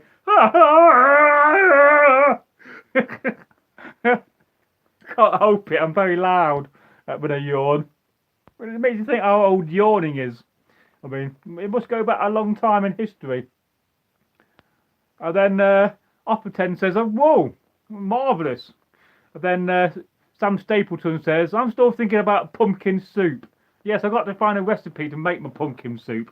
And then I thought to myself, well, I'll save some of the seeds and perhaps me and my girlfriend could grow some pumpkins for next year instead of buying them. If you know, she's living with me by them, we'll see, I don't know. That's up to her. I mean, some of my friends think that, you know, I'm moving a bit too fast with my relationship. If I'm thinking about, you know, having my girlfriend move in when we only met in August. But I don't know what you think about that. Is that too fast? But you know, when you meet somebody, you get on and you think to yourself, oh yeah, I could really live with this person and spend the rest of my life with them. So you know, and I fell in love so quickly with my girlfriend. It was unbelievable, and I miss her loads, really. I do. You know, I think about her every day. But you know, I've had, you know, yeah, it's a long story to a certain degree. But yeah, it's a very nice scabbard. Very nice red leather. I like this bit as well, made out of wood. That's been nicely done. Probably mass manufactured though, to be fair. Oh, I'm going to have a sword scabbard. Because it's a scabbard and not a sheath. So let's just talk about sheaths and scabbards for a minute. So this is the sheath. Sheaths are flexible and scabbards are solid. And this will have a wooden construction underneath. Hopefully a good wooden construction. You can see the end of it. I mean, a good sheath will be lined. Well, I'll start again. Can't speak then. A good sheath will be a good scabbard. Get it right, Bragi. A good scabbard will be lined with a nice sheepskin or some fur. Sheepskin is my #1 preference. Now you can have it lined all the way down, or you can have the top section lined. And the reason is so that when you put your sword in, you've got your, you know, your oil from your lanolin from your sheep and your blade, but you will oil your blade up. Will keep your blade and stop it from getting rusty. But I do prefer it all the way down myself. You just got to glue it and bond it in properly so it doesn't move. But then it's got a bit of a weird thing here with these raised up. So there must be a bit of leather been put in there for some reason. I don't know why that is, whether you're picking that up on camera. It's slightly odd in my mind. But yeah, it's nicely done. Probably machine sewn, to be fair, rather than hand sewn. And the top shape is embossed. I mean, can you guess what era history it's from?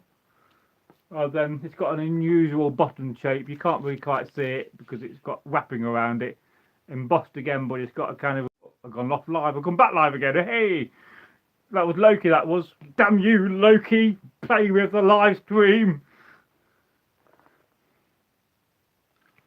Yeah. So remember, scabbards, always solid, and sheaths are always flexible. And you see a lot of people that are, you know, they're on TikTok or Instagram or YouTube, and they're making a scabbard or a sheath with a knife, and they always get it wrong because they call it, they make a sheath and they call it a scabbard, and it's not a scabbard. Scabbards have a solid base and not flexible, where sheaths are. I mean, it's not flexible when you've got a bloody knife in there or a sea axe.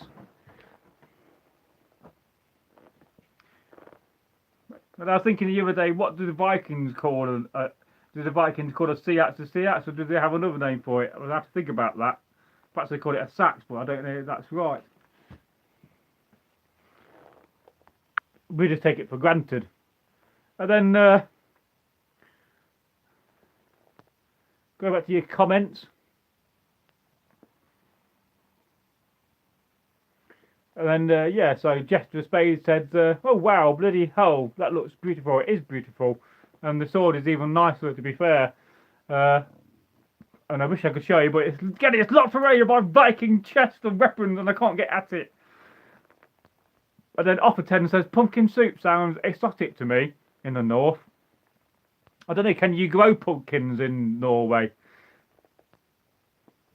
And then Offerten says, last week I ate a whale sushi. Well, that does sound nice. I don't object to whale meat if it's been hunted ethically. And then Jester Spade says, 11th century. No, that's wrong, that is, by quite a distance. So it's not 11th century, and it's certainly before that and not after that. That's what I'll say. And Often says liar, and of course I'm still waiting for my Anglo-Saxon liar to come in the post. It's been posted from Poland. At the beginning of the year in January, I ordered a Anglo-Saxon Sutton Hoo liar. So I expect at the moment it's probably got stuck in customs. It's meant to be here between the 25th and the 27th of October. So I'm just hoping it's not going to get sent back and I've got to go through the old bloody rigmarole of having it sent again. And then Sam Stapleton says, do you prefer a double-bladed sword or a single-edged sword? Well, in my mind, I think I prefer a double-edged sword because you can flick it about if need be. And I do have a single-edged sword, but it's locked in my Viking war chest, and I can't find my Viking key. I put it down somewhere safe, thinking, oh, I'll find that when I need it. You know, it's safe there. You know, because you should generally always lock your weapons up for safety. I think that's especially in this day and age with the police trying to be a bit more fussy about what you do with weapons and trying to regulate them, or politics. But politicians want to regulate reenacting weapons, and I think that's going to be a bit difficult, really. So it's always good to be responsible. Because you never know when somebody's going to come round and see your weapons and get a bit scared and report you to the police. So Offerten says scabbard equals liar in Old Norwegian. Well, that's very cool to know. Ah, cool.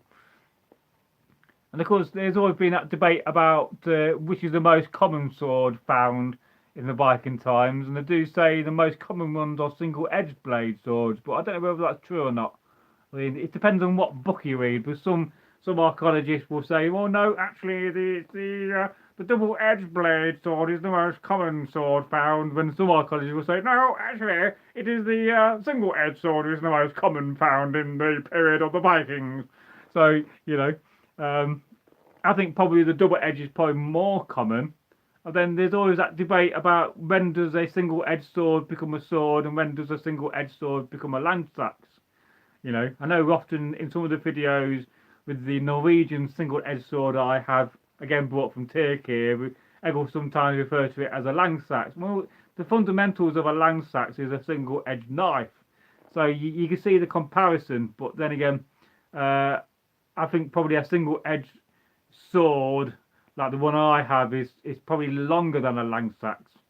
So I think there becomes a point when a sea axe, is a sea axe, and then a Langsax becomes a Langsax, which I think is around about um, somewhere between 22 inches, I think, in length. That's when it becomes maybe even 18 inches. That's when it becomes a Langsax.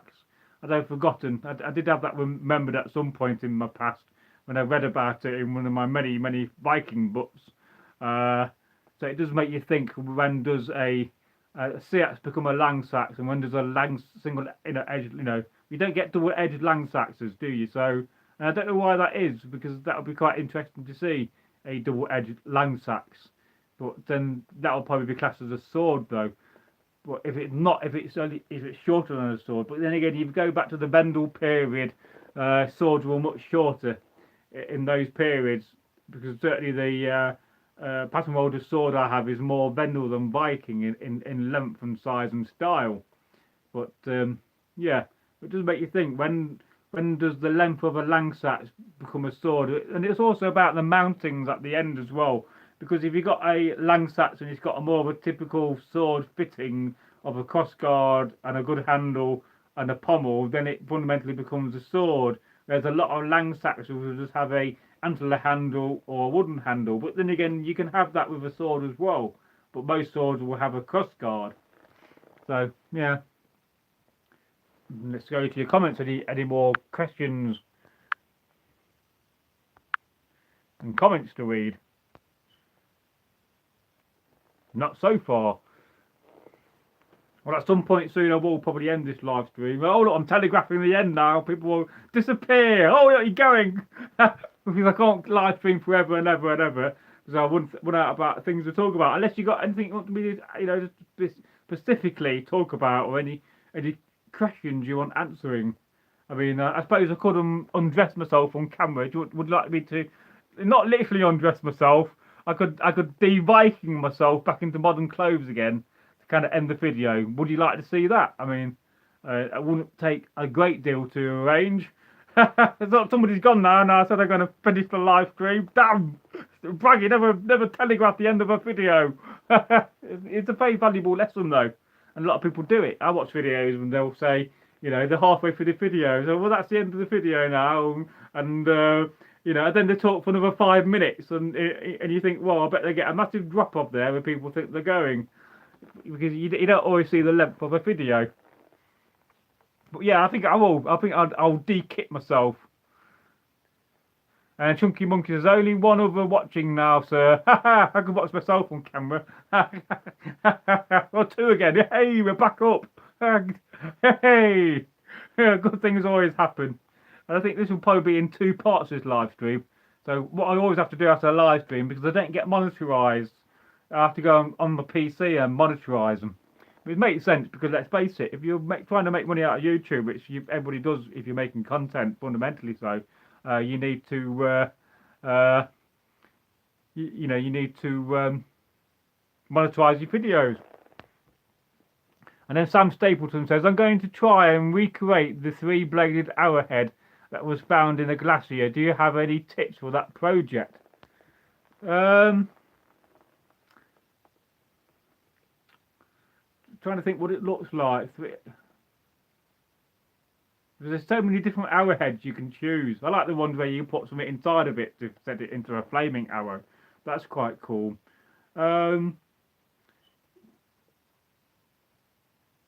Yeah, I mean,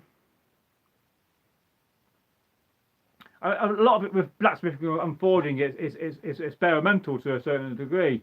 So you just got to experiment with how you make it, and then try to figure out how they made it. It really does help if you reverse the manufacturing process. So I mean, no doubt probably some forge welding is in that process to make that. But I'm trying to picture it in my mind, but I can't at the moment. I mean, was that one of the recent finds from the melting glaciers in Norway? Because I know they've been making quite a lot of finds like that. And there are so many different sorts of arrowheads. I can certainly think of some of the 2-barb arrowheads that are quite cool. Yeah, Yeah, I mean, I don't have my forge set up at the moment. I got to bring one down to my house at some point in the future because I got a old rivet forge with a hand bellows, so I can start having a go again and trying to get into the practice of making things. But as always, I'm always too busy and I've got too many things on, and I've not got to that stage yet of bringing it down from the workshop. Unless I disassemble one of my other forges and have another forge outside, because I do have a couple of hand crank fans, but they're quite useful. I do have drawings and illustrations on how to make a medieval bellows. Whether you want a double bellows is the best system by far. If you got access to good bits of wood and you got access to good bits of leather, then I can certainly share and the illustration to how to make one of them. So yeah, just have a go. I mean, that's all you can do with forging, and just try to reverse the engineering they would have done. I mean, it's amazing really to think, the things they made, because we don't often think about the tools they had and the different sorts of anvils and bits and stakes they would have had. I mean, I don't mean steak as in beef steak. I mean like metal stakes for doing various different jobs. And of course, some jobs you'd have to design and make a specific sort of stake. I mean, if you're looking for a Viking anvil, the best thing to do is get a square block. Let's say 8 inches, and it's a 4-inch block, and then you just saw off and taper it down, and then that makes a very good authentic anvil. And then you could have them in different periods, different sizes. I mean, so Jester of Spades says, when was the Vendel period? Well, that was the pre-Viking period, after the Viking Iron Age, or the pre-Viking Iron Age, or the Scandinavian Iron Age. And then the Vendel period came in later than that, as I can understand. But it probably went from like the 5th to the late 8th century, and then the typical Viking period came in. But certainly earlier on, it kind of coincides at the same time of the early Saxon period. I mean, Turkey is the man for that, really, because it's one of his specialties is the Vendel period, because he's got decent copies of the Vendel helmets. Well, I don't have any of them. I could have bought one off him at one point, but I didn't. I wish I did now, but never mind. Because I'd very much like to have a decent copy of a Vendel helmet rather than one of these generic cheap copies, which are not quite right, because they don't get the eyebrows right with the mountings, and they don't always get the crest right.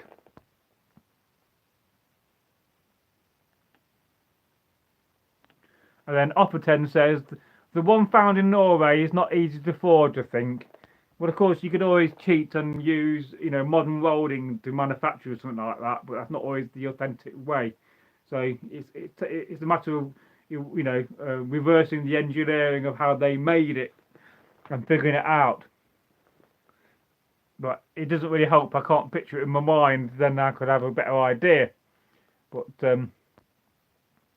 perhaps if you post a picture on do you have your community post up and running yet, Sam, on your channel? Because if you did, you could post a picture of it on there, then I can have a look for you. But because I can't remember what you need to have the community post. I think they have lowered it, what you need to have as a subscriber base, but we just need to get you more subscribers and get you to that 1,000 subscriber mark. And certainly one of the ways of doing that is doing live streams and knocking out more content. Certainly will help with that. Certainly the shorts content is the way to grow. And then be diverse like I'm doing, because that's why I'm doing different videos of different subjects, just to be more diverse and to open that box up. It's like you can often describe YouTube as what we do as a shield. So I'll talk about it in a sense. Instead of doing it in a square box, we often talk to people about. So I imagine this shield boss is Northworthy back in the old days when we did stories and history, but we was in a very niche market. So that was our market, this little shield boss. But yet the whole of YouTube is the rest of the shield. With all these different segments being different things, from comedy to fail videos to cooking videos to makeup. We're not doing that, but so you got all these different segments. So what you have to do is to open up your channel to the whole of YouTube to try to cover everything you can rather than just leave yourself in the little hill boss niche market, which, you know, a lot of us are in. And so that's one way I describe YouTube. I don't often used to describe it as a box rather than a round shield, but I think the shield in this case is quite an elegant way of describing YouTube. So don't leave yourself in the niche market and just do one thing. Try to do different things, you know, and to reach that bigger market and that bigger audience, and open yourself up to the whole of YouTube. You know, you could say YouTube is the shield, the whole of it, and your niche market we're both in, or I'm trying to be more diverse to get out of that niche market. So, you know, if you keep yourself in that little shield box of nicheness, then you're always going to be in this area, and your audience is always going to be quite small. But if you open yourself up and you do different things, you try different things, because that's sometimes, you know, the way to do things, then you're going to open yourself up to the whole of YouTube, and then you're going to have more growth, and you're going to see more subscribers, and you're going to see more comments, and your growth's going to be up. I think at the moment our growth over the year is about 800% growth. So, you know, and that's the beautiful thing about YouTube being a variable business model, is that you can have growth that goes through the roof and is unlimited compared to any other job. I mean, and typical, you know, blacksmithing is a good example of this. So if I said to you, you know, there you are working as a full-time blacksmith, let's say, you know, you're making cutlery knives for a living, or you're making just rivets, because people do concentrate on very niche markets in the blacksmithing industry. Or let's say you're making bespoke gates. You know, if I said to you and say, oh, could you double your workload next year and put out twice the amount of work, to any business, most businesses and people would struggle. Because if you're working 50 hours a week, you can't exactly work 100 hours a week, can you? But on YouTube, being a variable business model, you have the ability to double, treble, and quadruple, or even 10 times fold, you know, your output and your reach, and then that has that positive effect on, hopefully, your growth and the money you'll make. And don't forget, the average earnings of a full-time YouTuber in the UK is between £300,000 and £700,000 a year. So in America, that's around about $400,000 and $1 million. And people do that with a reach of 30,000 subscribers. So, you know.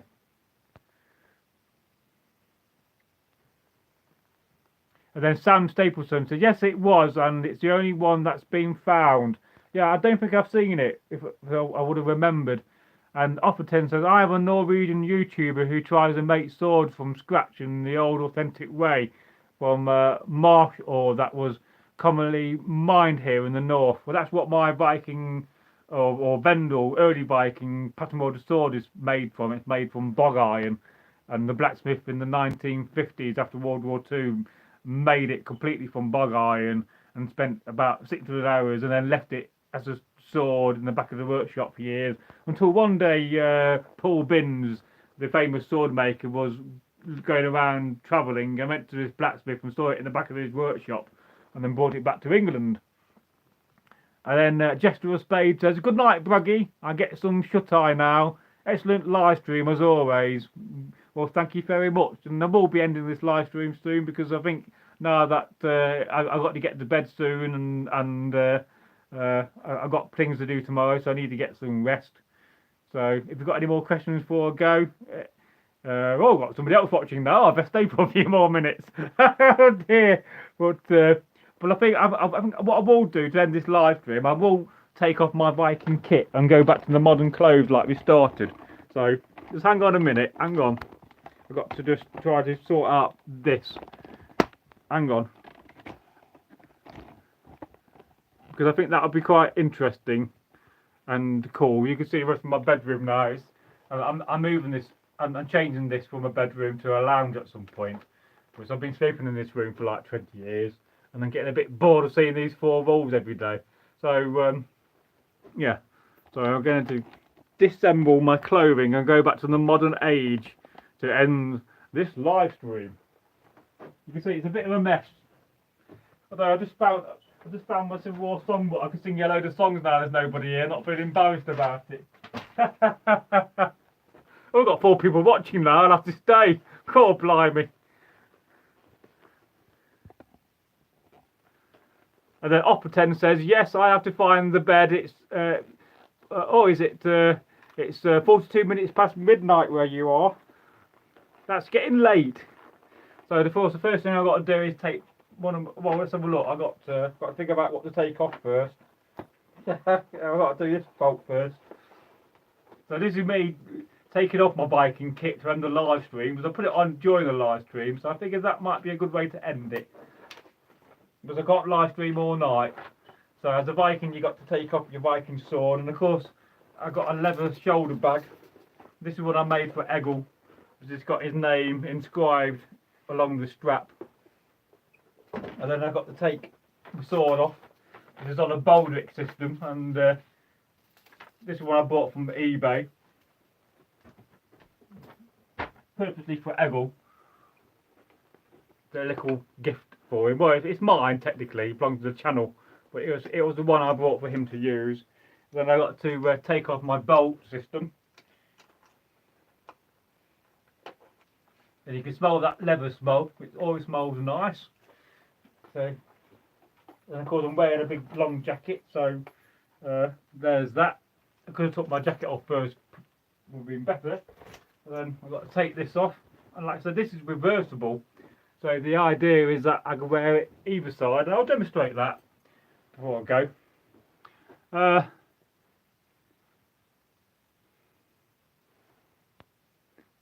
And then we'll just go back to your comments. And then Chunky Monkey says, I got to level with you, Bragi. After what you said about YouTube earnings, I'm wondering if I should try making a channel myself, laugh out loud. Well, now's the time to do it more than ever, because it's so easy these days to go viral or to get good views on the short video format. And the thing about the short video format, it's very, very easy to do. And I'm more than happy to help in that process, to help you along the way as well, because I can't speak them. As I often say, it's a journey. It's a long ship Viking raid journey, and I want to take as many people on that journey with me to share the love and the knowledge, and because you know you're only good as the people around you. So I'll just demonstrate how you can wear this the other way round, and then you've got to think about what you know, what suits your content. But you know, even just going and reposting other people's content and doing like I'm doing on these fail videos, where I'm just doing a funny audio. I mean, those fail videos get millions of views I'm downloading, but they're not my videos. But under the YouTube format, I'm allowed to remake somebody else's video into my video, which is why I'm partly doing it.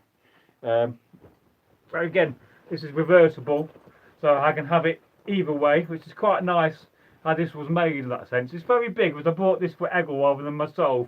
But again, it shows you well as a Viking that you got this amount of material in a coat.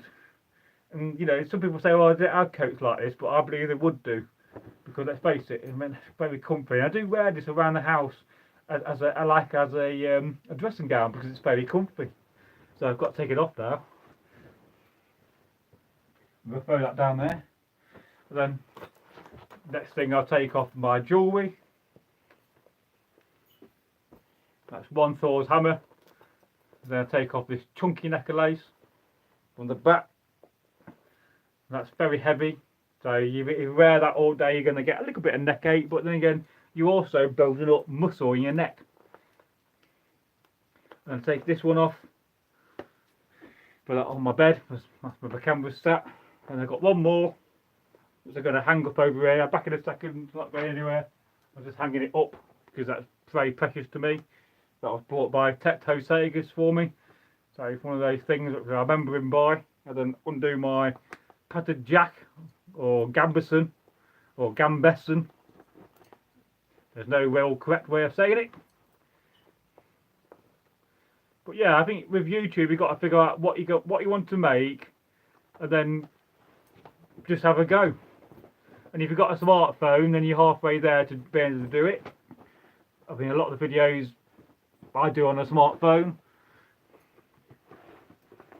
Of course, I do use an editor for a lot of my videos as well, and I use one called DaVinci Resolve, which is one of the best free ones out there. In fact, Hollywood uses that video editor all the time.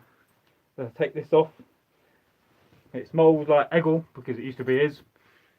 It's not been washed since. I'm going to take this off. Now back to my modern t-shirt. I'll take my bracelets off. Yeah, it's quite easy to learn how to edit, it really is. And then you can adapt your filming to suit your editing and the film you're making. So yeah, have a go. You know, I'll send subscribers your way. Like I said, DaVinci Resolve is the best one I use, and it's by far one of the best. You know, got an itchy armpit from all and all that. You don't want to see me scratching my armpit live on camera. Oh dear, I got itchy armpit. But you do get very warm and sweaty in that Viking kit because it's wool, and it shows you how warm it is because you do get hot. It's not a bad thing when it's freezing cold.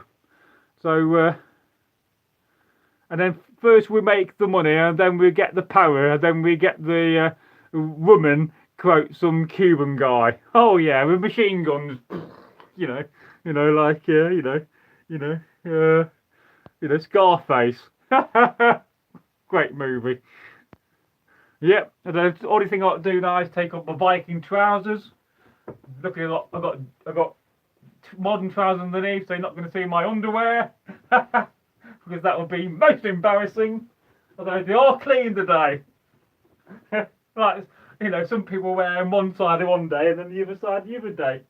And then some people don't wear underwear. And that's me back in the normal world after I started this live stream. And yeah, so Sam Stapleton says, I mostly just use my phone for my YouTube channel. Yeah, most modern phones are quite good for that.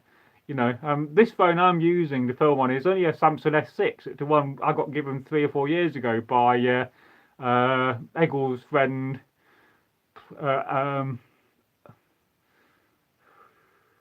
I've got his name there. Oh, he'll come back to me in a minute when I'm not thinking about it. But yeah. Yeah, have a look, Chunky. Think about what you want to work on. You know, just reposting other people's videos is a way to make money on YouTube. But it does take a long time, and you will get disheartened, and you will lose a bit of faith at times. But you know, when you get high views and you go through peaks, you know, you'll have low views and high views and low views. But if you concentrate on a big area, you know, like fail videos or comedy videos or music videos or whatever. The world is your oyster. Anyway, at that point I'm going to end this live stream because I got to go to bed and I got to get some food and watch a bit of TV, relax a bit. And I'm dying for a Wordle. That's an old word my dad used to use for going for a wee. Because there's all that bloody Coke and rum and cups of teas I've had. But I bid you a good day, and I'm just going to put back on one of my Thor's hammer. Because I always wear this one. This is what I wear all the time in my life to respect the god Thor. So, and I often wear it in bed under my t-shirt. It's not too annoying. So I bid you goodbye. Thank you for watching, and I'm glad you enjoyed this live stream. And I said I'd try to do some more, so I hope I'm achieving that on the channel. And I'll try to do a live stream again. If I don't do one tomorrow night, I'll do one over the weekend, hopefully, if I'm not tired from my job. So it's goodbye from me, goodbye from Bragi, and good health, was hail, and may Thor tomorrow give you much strength and provide you with plenty of beer and plenty of women. Not me, I got a girlfriend, I'm not allowed plenty of women anymore. Well, I'm happy with the one I got, she's wonderful. Anyway, what a way to end the live stream. Well, if you're not watching, I'll be in trouble. Yeah, just over the corner you'll see a poster. That's Dave Courtney, who's a friend. He's signed me a poster, and it says, "To my pal Andy, from Dave Courtney." And on that video, I'll end this live stream. And if you don't know who Dave Courtney is, I suggest you check him out.